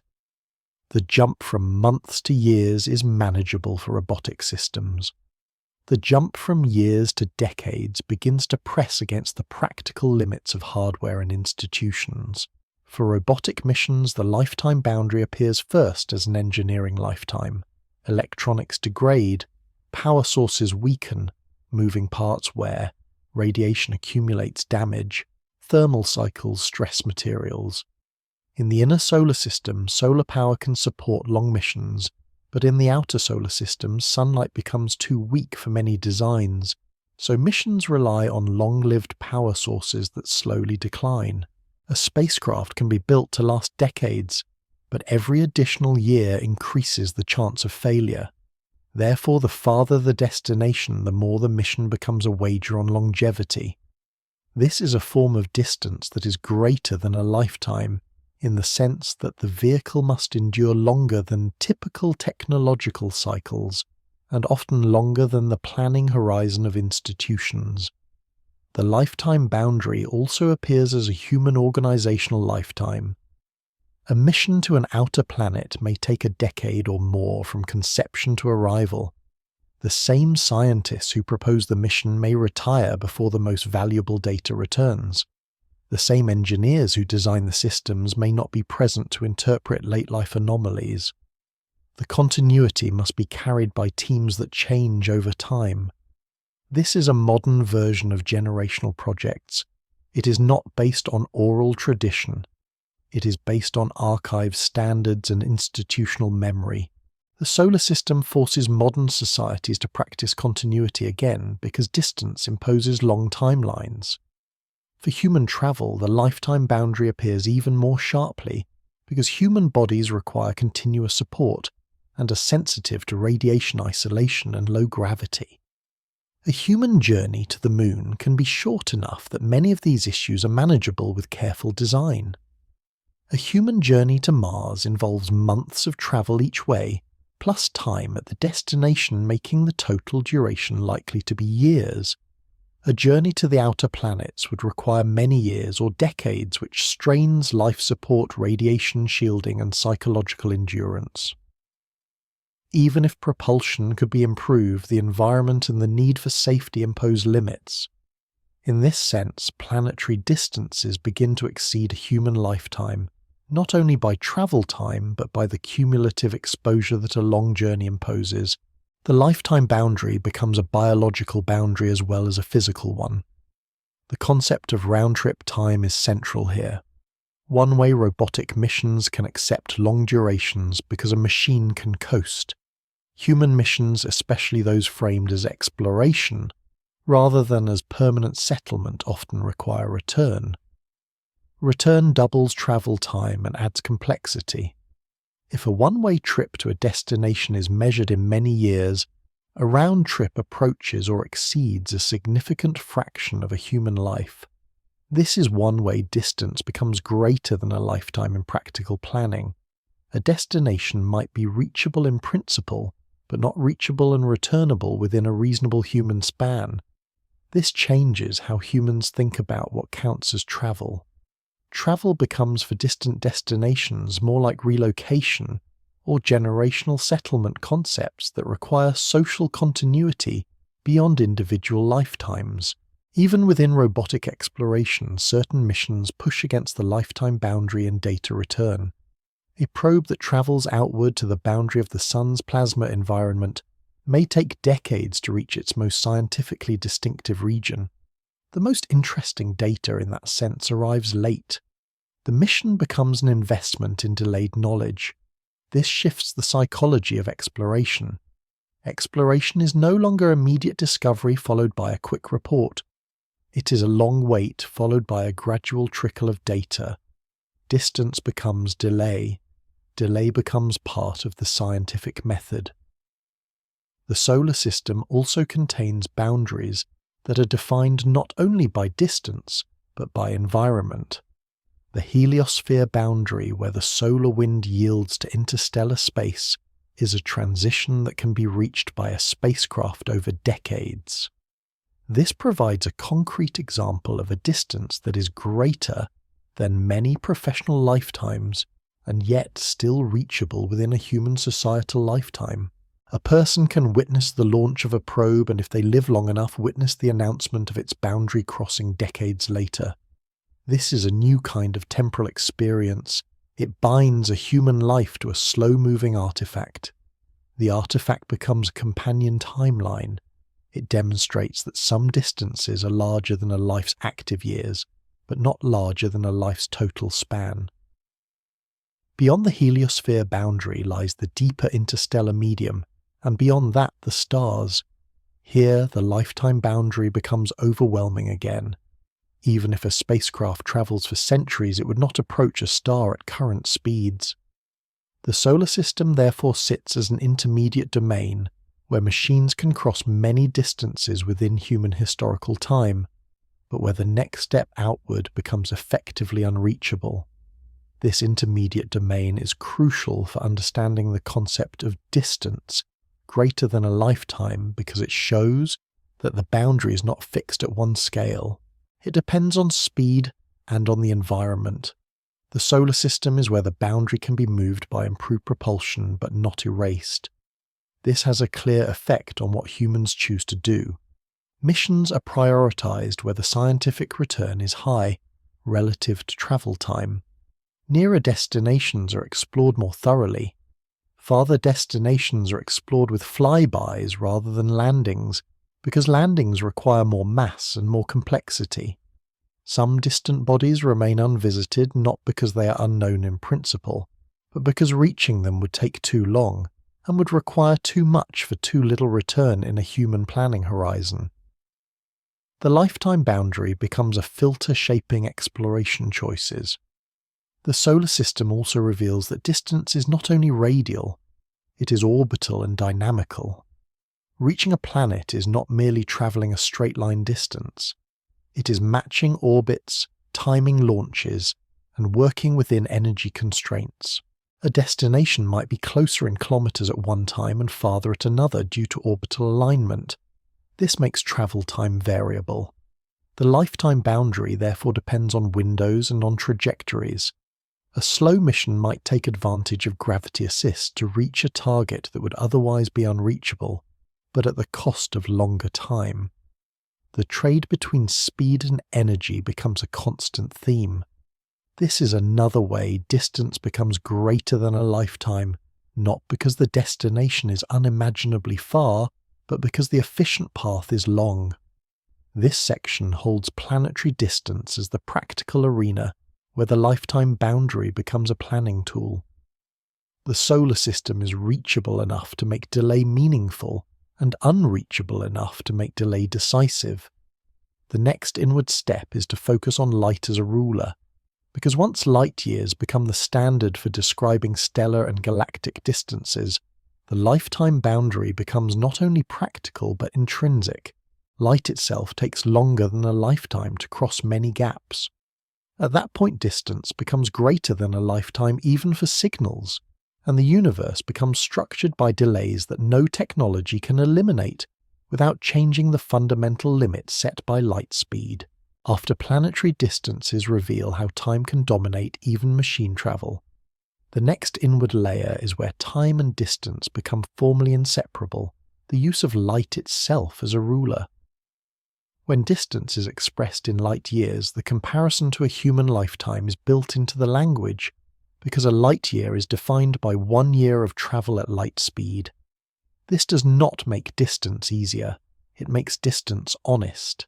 It states plainly that even the fastest possible signal known to physics requires years to cross many gaps. In this framing, distance greater than a human lifetime becomes not an accident of slow travel, but a structural property of the universe. The idea begins with the recognition that light has a finite speed. For most of human history, light is experienced as instant. The sun rises and the world brightens. A fire is lit and the area is illuminated. Only when careful measurement becomes possible does it become clear that light does not arrive at infinite speed. Once the speed of a light is established, it becomes a constant that links space and time. It becomes possible to define a distance by the time light takes to cross it. This is not an arbitrary choice. It is a natural consequence of a universe where signals travel at finite speed. A light year is a large unit in human terms, and it immediately reshapes intuition. It is far larger than the distances within the solar system, yet it is the right scale for stellar separation. The nearest stars are a few light years away. Many bright stars visible to the unaided eye are tens, hundreds, or more light years away. When these distances are stated, the meaning is direct. Light from a star 100 light years away has been travelling for 100 years. The observer is not seeing the star as it is now in some absolute sense. The observer is seeing the star as it was when the light left. This is the first quiet way the lifetime boundary enters the sky.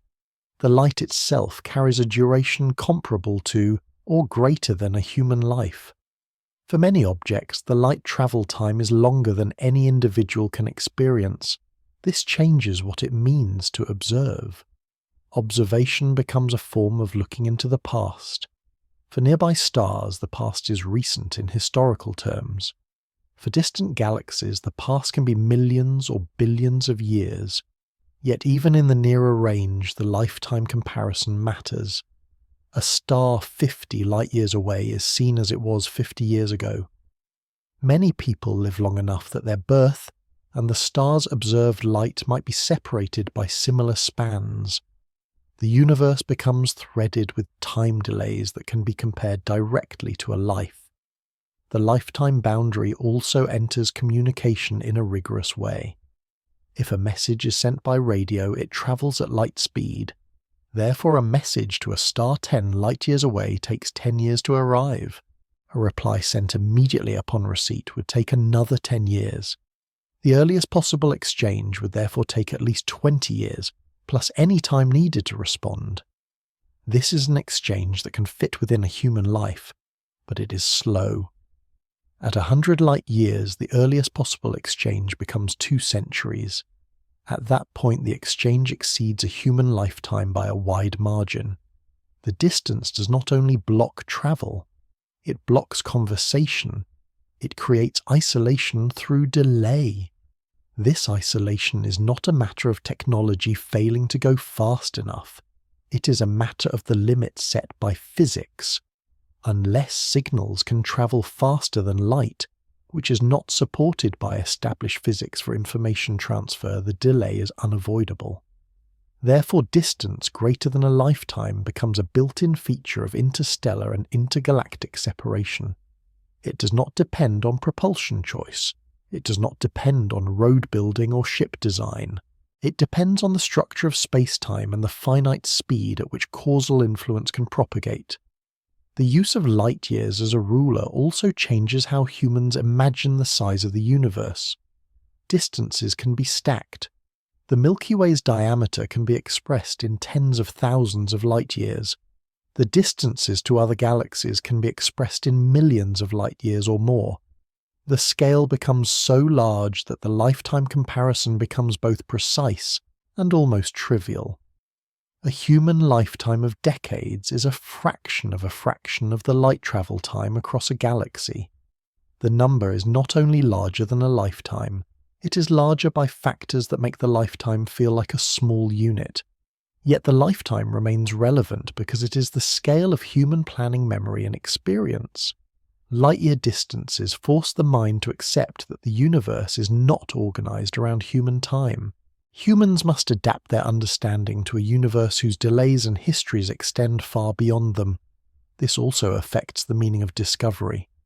When a distant object is discovered, it is discovered through old light. In that sense, discovery is always delayed. The object might have changed since the light left. The observer may never know its current state directly. For many objects, the delay is longer than a lifetime, meaning no person can observe both an event and its consequences in real time at a distance.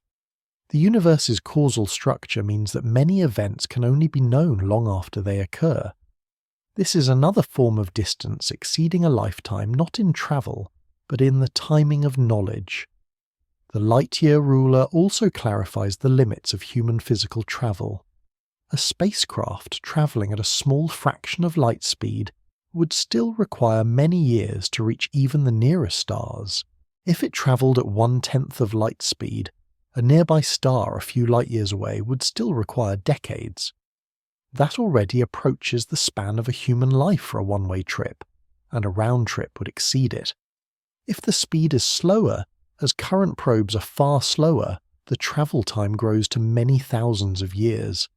The lifetime boundary becomes a clear dividing line between what could be a mission within a life and what would become a mission across many lives. The use of light years therefore turns the question of distance into a question of proportionality. A human life becomes a certain number of years. A distance in light years becomes the number of years light takes to cross it. The comparison becomes immediate if the number of light years is greater than the number of years in a life, then even light requires longer than a life. Any physical traveller slower than light would require longer still. This makes the concept of unreachable distance transparent. It does not require elaborate explanation. It falls out of the unit. Yet this transparency also supports a new kind of calm acceptance. Once the limits are stated clearly, humans can focus on what can be done within them. Astronomy becomes a science of inference, measurement, and modelling. It does not require travel to distant stars to learn about them. It requires careful collection of light and careful interpretation. The lifetime boundary in this context becomes less of a wall and more of a condition. It defines which questions can be answered by direct interaction and which must be answered by observation alone. This section holds light as the ruler that formalizes distance and makes the lifetime comparison intrinsic. The next inward step is to explore how knowledge continues even when arrival is impossible.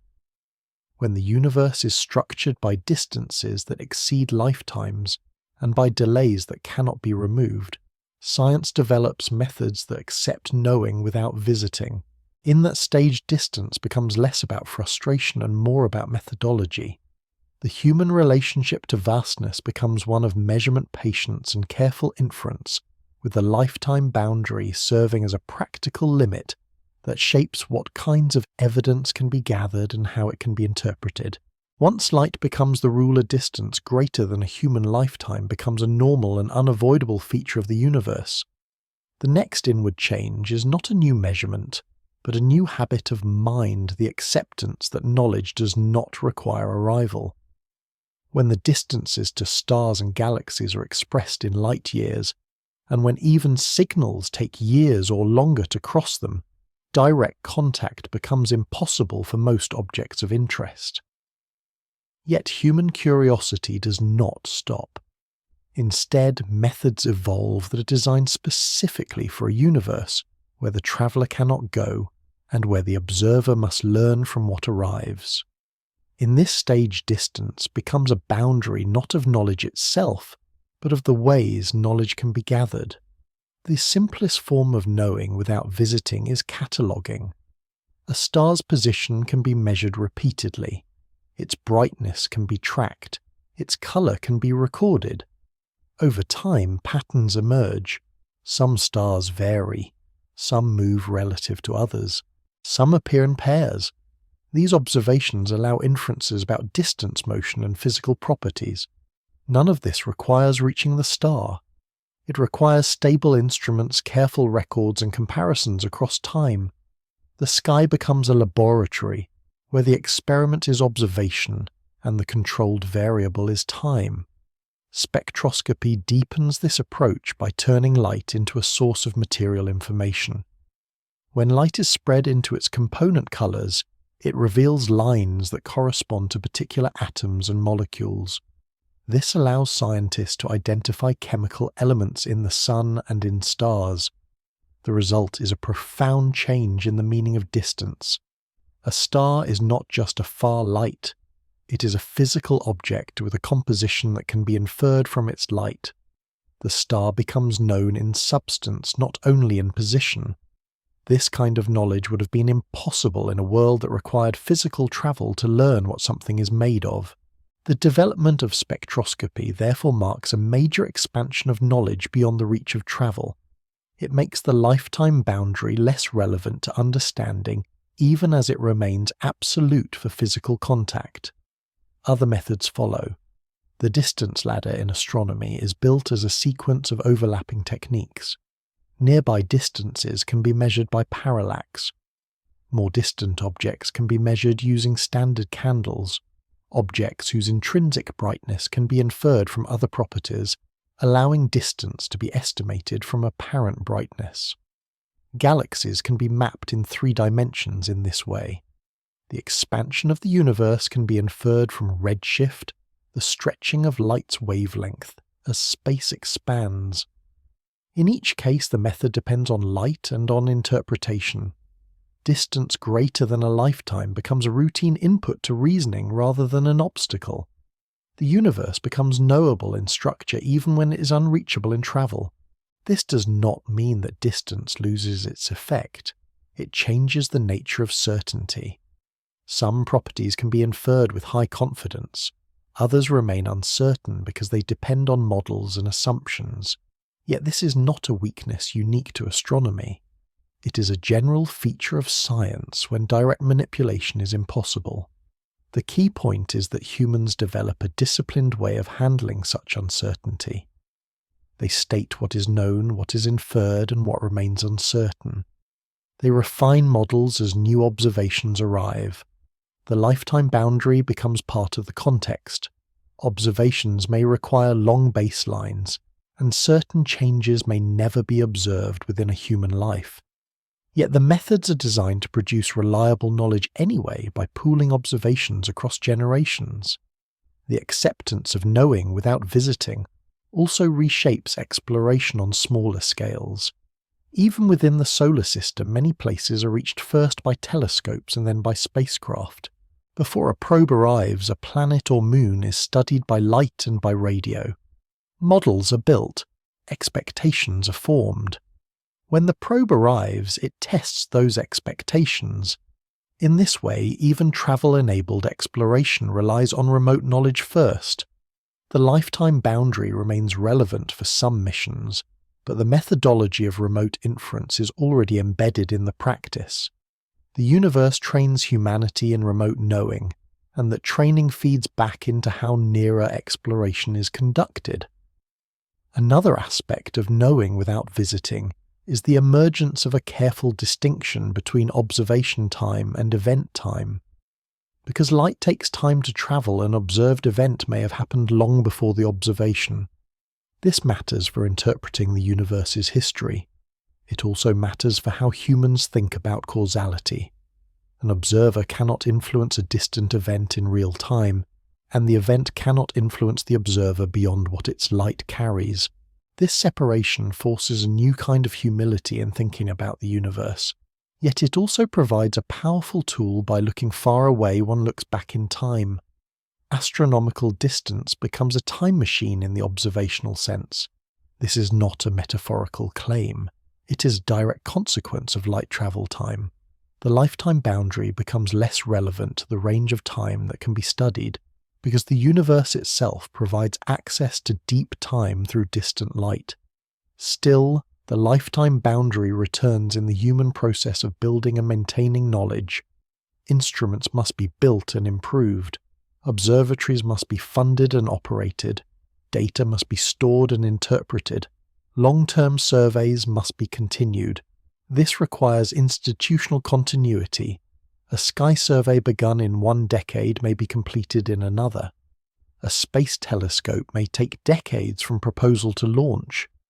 A program to measure subtle changes may require repeated observations over many years. In this way, distance greater than a lifetime imposes its own demands on society. It requires that knowledge-making be generational. It requires that records be preserved and that methods be taught.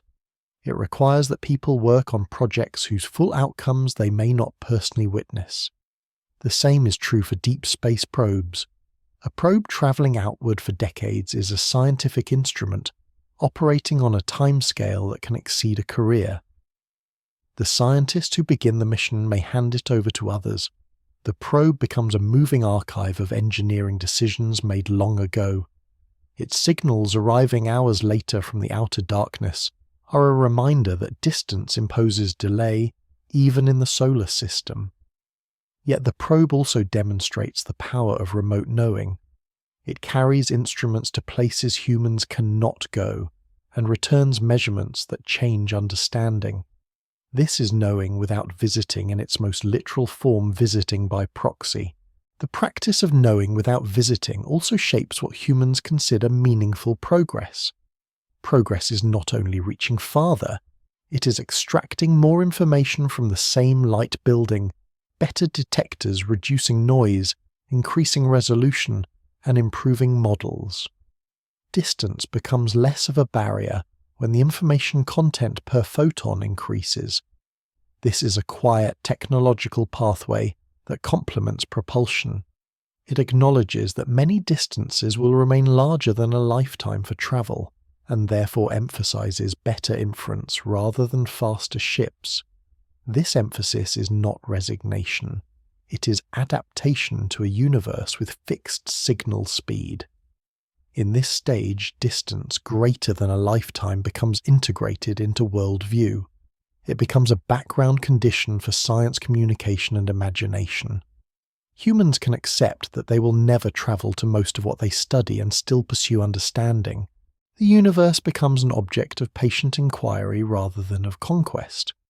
Again, meaning-making is avoided, but the structure's clear method replaces motion as the primary way of bridging vast separations.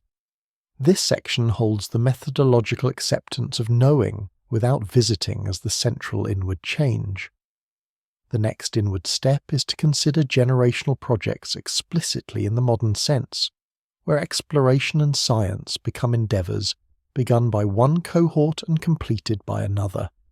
Distance greater than a lifetime once it is accepted as normal forces societies to build institutions that can hold long plans.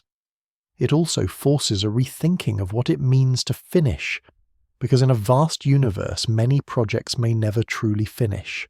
They may only extend with each generation adding a layer of knowledge without expecting a final arrival. When knowing without visiting becomes normal distance greater than a human lifetime stops being a surprising fact and becomes a design constraint. The most direct human response to such a constraint is to organize work so that it can continue beyond one life. In earlier eras, this appears as trade routes, oral transmission, and long building projects. In the modern era, it appears as institutions of science, long-term engineering programs, archives, standards, and intergenerational teams. In this stage, distance becomes an organizing principle for civilization's projects. It shapes how exploration is planned, how knowledge is stored, and how success is defined when no single person can see the beginning and the end. Long projects begin in astronomy with surveys and observatories that operate for decades. A telescope is built with the intention that it will gather data year after year. Its data is processed and stored sometimes in forms that outlast the software and the people who wrote it. The value of the project comes not from a single observation but from accumulation. Distance greater than a lifetime is present here in two ways. First, the objects being studied are so distant that travel is impossible, so knowledge must be built through years of observation. Second, the project itself may require more time than an individual career to fully mature. Some surveys only reveal their strongest patterns after many years of data. Some subtle motions require long baselines to detect. The project becomes a multi-cohort effort by necessity. In space exploration, long projects become even more visible, because travel time itself can be decades. A spacecraft sent to the outer solar system can take years to arrive, and then years to complete its primary mission. A spacecraft sent outward toward the boundary of the Sun's plasma environment takes decades to reach the most diagnostic region. Over that time, mission teams change, expertise is handed down, documentation becomes essential. The mission becomes a thread that runs through human lives. The spacecraft moving steadily outward becomes a physical embodiment of delayed results. It forces a culture of continuity. Without such a culture, the mission cannot be fully realized because interpreting late-stage data requires institutional memory of early-stage design choices and calibration decisions. The same logic applies to large engineering programs on Earth that support distant exploration. Communication networks, tracking stations, and data archives must be maintained for decades. Standards must be stable enough that a signal from a spacecraft launched long ago can still be understood today. Personnel must be trained to operate systems they did not build. This is a form of generational continuity that arises specifically because distance produces delay.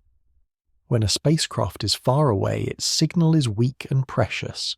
Losing the ability to receive and interpret it would waste decades of travel time. The distance, therefore, demands that the receiving civilization remain coherent over long spans. In this stage, distance also changes the meaning of planning. In many human activities, planning can assume short feedback loops. A decision produces a result quickly.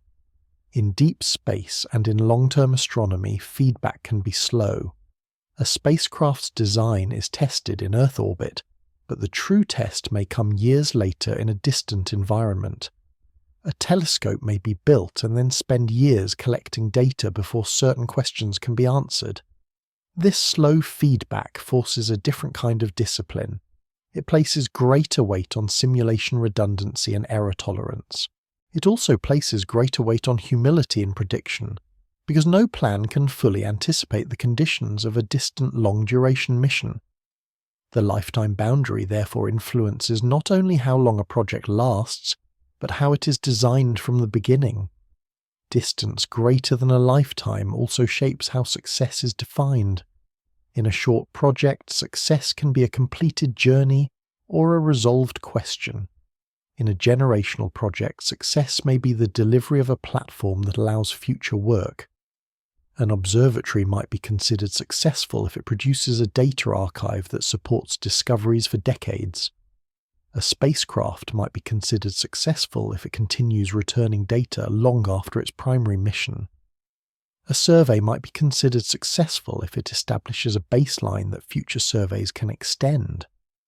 These success criteria reflect a world where distance and time prevent simple completion.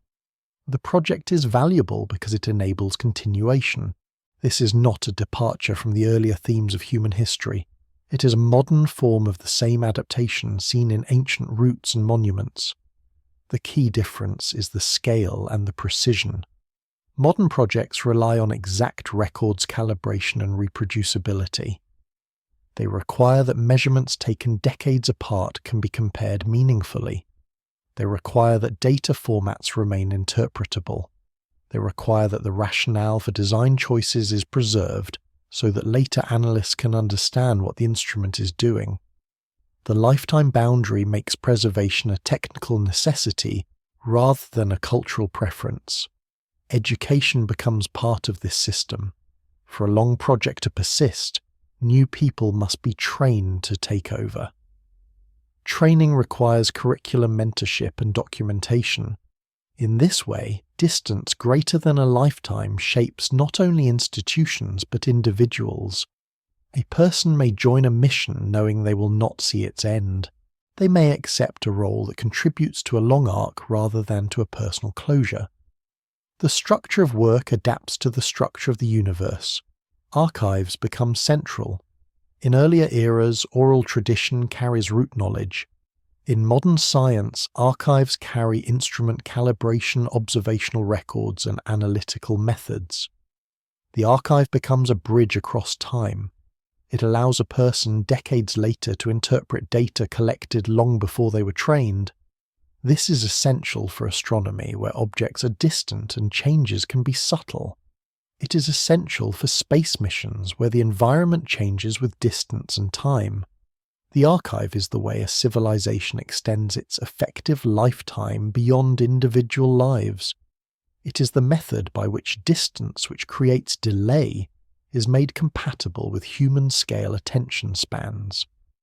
The lifetime boundary also encourages the idea of incrementalism. When a destination is too far for a rapid visit, exploration proceeds by steps. In space, this may mean first orbiting, then flying by, then orbiting a target, then landing, then returning samples. Each step may take decades and may be separated by long development cycles. In astronomy, it may mean first cataloguing, then measuring distance, then measuring motion, then analysing spectra, then building models. Each step builds on previous work. No single generation completes the full program. The program advances by accumulation. This is how distance greater than a lifetime becomes manageable by breaking the impossible into sequences that fit within human institutions, even if not within individual lives. At the same time, there are projects whose timescales exceed even the stability of institutions. Interstellar probes aimed at another star at current speeds would take many thousands of years. Maintaining a coherent mission over that time is beyond any known human institution. This creates a threshold even within the realm of generational projects. Some distances are beyond not only individual lifetimes, but beyond the plausible continuity of civilization's current forms. The recognition of this threshold sharpens the meaning of the script's title. Distance becomes greater than a human lifetime in many contexts, but for some distances it becomes greater than the lifetime of civilizations as currently organized. This does not end curiosity. It changes what can be attempted. It shifts focus toward observation and toward local exploration. It also shifts focus toward improving inference rather than expecting arrival. In this stage, the human relationship to distance becomes stable and layered. There are distances that fit within a day, within a season, within a year, within a career, within a lifetime, and beyond. The beyond category grows dramatically once the sky is measured. It becomes populated by stars and galaxies whose separations are fixed in light years. For these, human response is not travel but understanding through signals. The generational project becomes the primary vessel for that understanding. This section holds modern generational projects as the inward move that responds to vast distance. The next inward step is to explore distance as permanence, where some separations become effectively eternal on human timescales. This does not mean that knowledge stops. It means that the structure of interaction changes. Some distances can never be crossed in practice, and therefore relationships with those regions of the universe must be built entirely through observation and inference. In that final stage before closure, the script can settle into a calm acceptance of limits, showing how human thought adjusts to a universe where many separations are not problems to solve but conditions to live within. When projects become generational in response to vast distance, a further realization settles. In some distances are not only greater than a human lifetime, but effectively permanent on human timescales. This permanence does not require a philosophical conclusion. It follows from simple relationships between distance speed and the finite propagation of signals. Even if technology improves, there remain separations so large that crossing them would require spans longer than any plausible continuity of human institutions, and interacting across them would be constrained by delays that make exchange slow beyond recognition.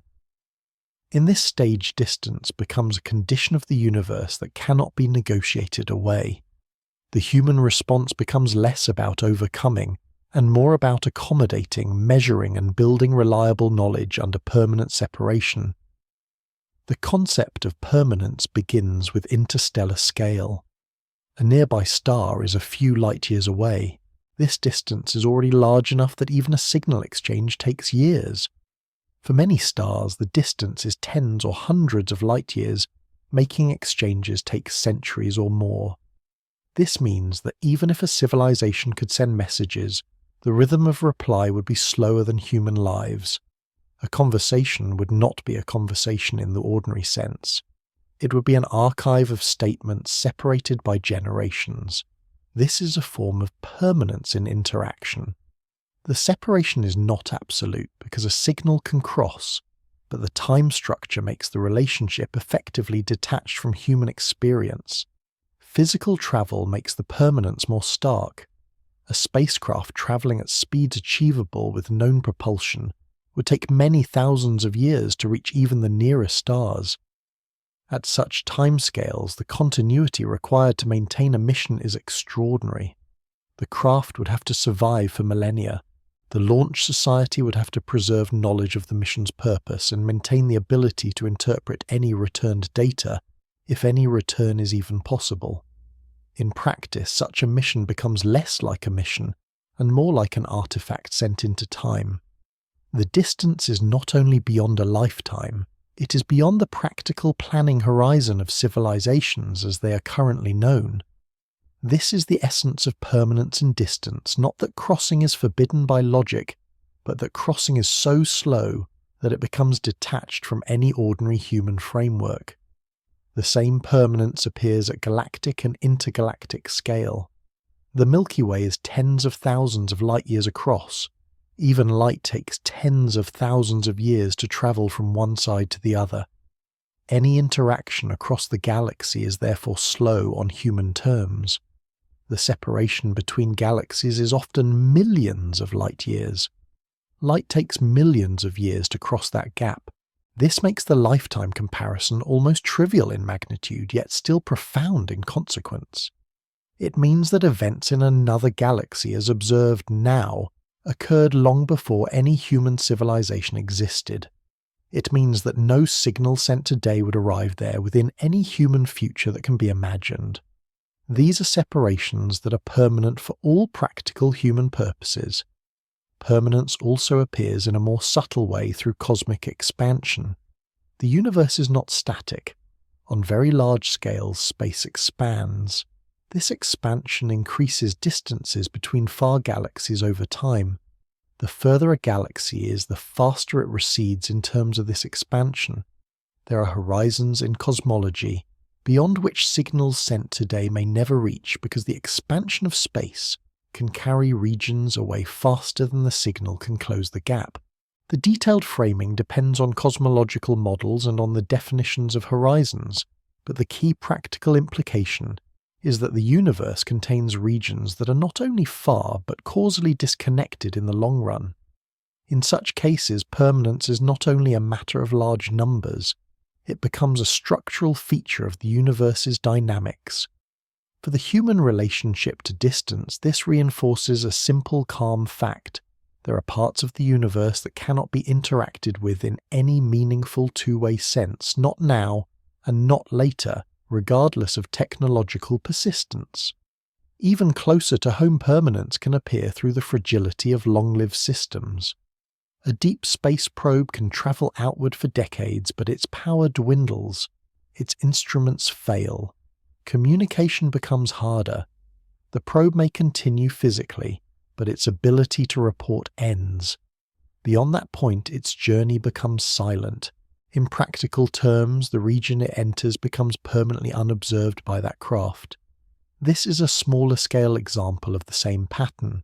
Physical presence without communication does not create shared knowledge.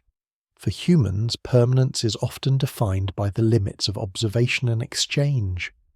A region that cannot be observed or exchanged with becomes in practice beyond reach, even if a body could pass through it. When permanence is acknowledged, the meaning of distance changes again. Distance is no longer framed as a challenge awaiting a future solution. It is framed as a boundary condition that shapes strategy.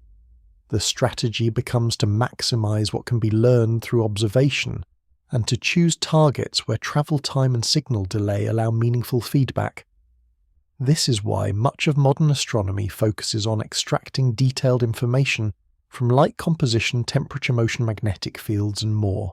It is also why much of space exploration focuses on the solar system, where travel times and signal delays, though large, remain within decades. The lifetime boundary becomes a practical filter, and permanence becomes a reason to concentrate on what is accessible. This does not reduce the universe, it clarifies it. The universe remains vast. The acceptance of permanence allows the mind to hold vastness without constantly turning it into a problem. It also allows planning to be realistic.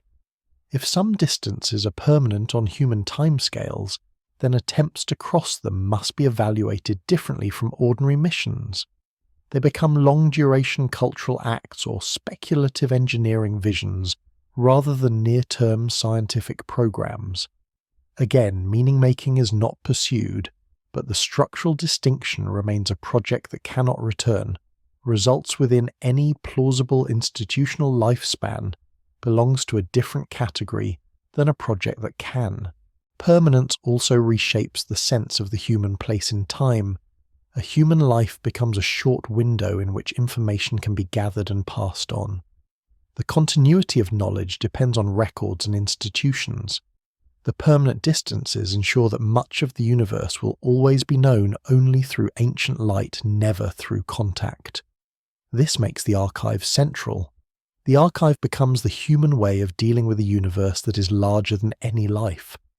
It is the means by which slow accumulation can create understanding even when arrival is impossible. At the same time, permanence is not uniform. Some distances that once exceeded a lifetime have been made manageable by technology on Earth. Therefore, permanence is not claimed casually. It is applied where the constraints are rooted in fundamental limits, finite light speed, enormous spatial scales, and in some contexts the dynamics of expansion. This careful use of permanence is part of the modern relationship to distance. It avoids exaggeration. It states what is constrained and why. It allows the mind to accept the difference between what might be improved and what cannot be changed without altering the basic structure of known physics. This section holds the calm recognition of permanence as the main inward move. Some separations are effectively eternal on human timescales, shaping what can be attempted and how knowledge is gathered. The next inward step is to bring this into a quiet close, where the changed sense of scale becomes part of ordinary thought. The conclusion does not interpret meaning. It simply settles the historical arc distance begins as walking effort becomes mapped, structure becomes measured vastness, and finally becomes a set of delays and separations that exceed lifetimes. The final step is to show how humans live with this using continuity inference and patience, and how the lifetime becomes a small but steady reference point against which the universe's larger scales can be calmly understood. When distance is understood as permanent on human timescales in many contexts, the final inward change is not a new discovery, but a settled sense of scale. This sense of scale is historical. It forms slowly as people move from walking worlds to mapped worlds, from mapped worlds to measured worlds, and from measured worlds to a universe where light itself carries time. The question of when distance becomes greater than a human lifetime is therefore not answered by a single date. It is answered by a gradual transformation in how distance is defined and compared. In the earlier stage, distance is a day's effort, and the lifetime comparison is not yet meaningful. In the final stage, distance is a delay embedded in light years and in cosmic horizons, and the lifetime comparison becomes unavoidable and routine. The history begins with bodies and paths. A person learns the world as a set of reachable places, water sources, hunting grounds, shelter sites, neighbouring groups. The unit is the day. Distance is experienced through fatigue and risk. The boundary of the known is the boundary of what can be walked, remembered, and returned from. Even when migration covers great space over years, the movement is not held as a single measured distance. It is life unfolding across landscapes. In that setting, a distance greater than a lifetime exists only as an implicit idea, because life itself is not yet treated as a countable span that can be compared to a route's duration. Boundaries then create separation. Seas and deserts hide landmarks and punish errors. Mountains close with snow. The horizon recedes as one moves, suggesting a world larger than sight.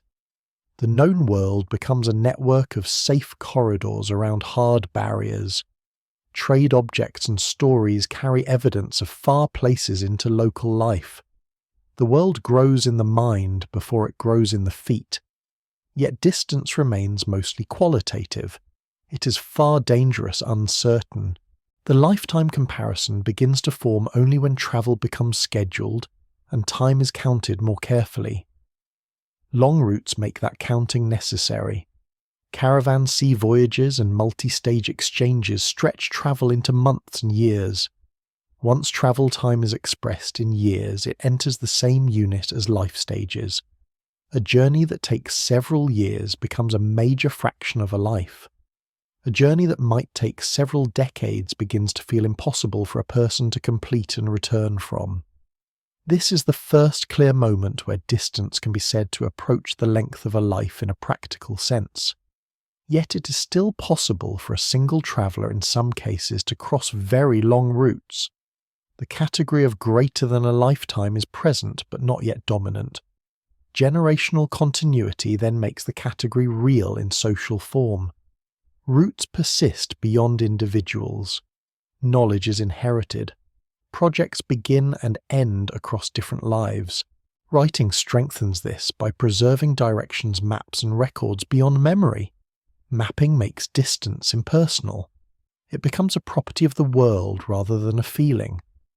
Once distance is impersonal and time is measured, the lifetime boundary becomes a stable concept. A person can look at a route and say it would take too long to complete. The world becomes known beyond the body's reach through representation. The sky then forces a more dramatic shift. Stars and planets are visible and unreachable. Early measurement gives the moon and sun numeric depth. Parallax and the distance ladder extend depth outward to stars. The finite speed of light binds distance to time, turning the universe into a structure of delays. At that point, distance greater than a lifetime is no longer an edge case. It is the normal condition for most of what is observed in the universe. Many objects are so far that their light has been travelling longer than any person will live. Many separations are such that even a signal exchange would take centuries or more. The lifetime boundary becomes intrinsic to observation. It becomes part of what it means to see. Technology then adds a final refinement. Machines compress many earthly distances and make the planet feel small in time. Spacecraft extend this reach into the solar system, making some interplanetary distances accessible within years and decades. This does not erase the lifetime boundary. It reveals it on new scales.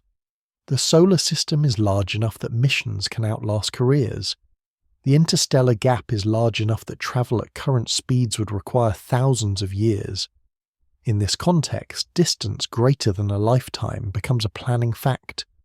It determines which missions can return results within human institutional stability and which cannot. It separates exploratory travel from remote study. The mature response is methodological. Astronomy becomes a science of knowing without arriving. It builds tools that can extract physical properties from light and particles. It builds archives that preserve results across generations. It builds institutions that can support long baselines and long missions. Deep space probes become multi-decade projects, and sky surveys become multi-decade records. The continuity required by distance becomes a feature of knowledge-making itself. In this way, distance greater than a lifetime becomes integrated into practice, rather than remaining as a distant thought. The idea of permanence enters where scale and physics impose limits that cannot be negotiated. For intergalactic distances, light takes millions of years. For certain cosmological horizons, two-way interaction may never be possible. For interstellar travel at current speeds, arrival times exceed any plausible continuity of human institutions. These are not claims about what is desired. They are statements about delay speed and scale. They show that the universe is structured such that much of it is separated from humans by time intervals longer than lives. The changed sense of scale once formed becomes quiet background. A person can live in a world where nearby distances are routine and where cosmic distances are measured and understood without expecting to cross them. The lifetime becomes a small ruler held against a much larger structure. It remains useful as a reference for what can be attempted, what can be monitored, and what can be inherited. The universe remains visible, and knowledge remains possible, but the relationship between humans and distance becomes defined by the acceptance that many separations will always be larger than a life. This is the final inward layer of the topic, not the struggle with distance, but the calm familiarity with its true proportions. The closing calm rests on the simplest thread running through the whole history. Distance begins as a day's walk and becomes step by step a delay carried in signals. A path across a valley becomes a route across regions. A route becomes a network maintained by memory and record. A map makes the network visible at once, showing a world too large for one life to personally exhaust. The sky then enlarges the idea beyond any earthbound route first, as an unreachable canopy, then as measurable depth, then as light years that tie space to time. From there, machines compress some distances and expose others, making the solar system a realm of years and decades, and making the stars a realm of millennia at ordinary travel speeds. In the end, distance greater than a human lifetime is not a rare threshold, but a common condition of the universe expressed most cleanly by the fact that even light takes longer than a life to cross many gaps. Knowledge continues by adapting to this condition through careful observation, durable records and projects that pass from one cohort to the next. The human lifetime remains the steady reference point, not as a measure of what the universe should allow, but as a measure of what can be experienced directly and what must be learned indirectly. The world of daily travel and the world of cosmic scale coexist each with its own tempos, and the boundary between them is marked not by a wall, but by time.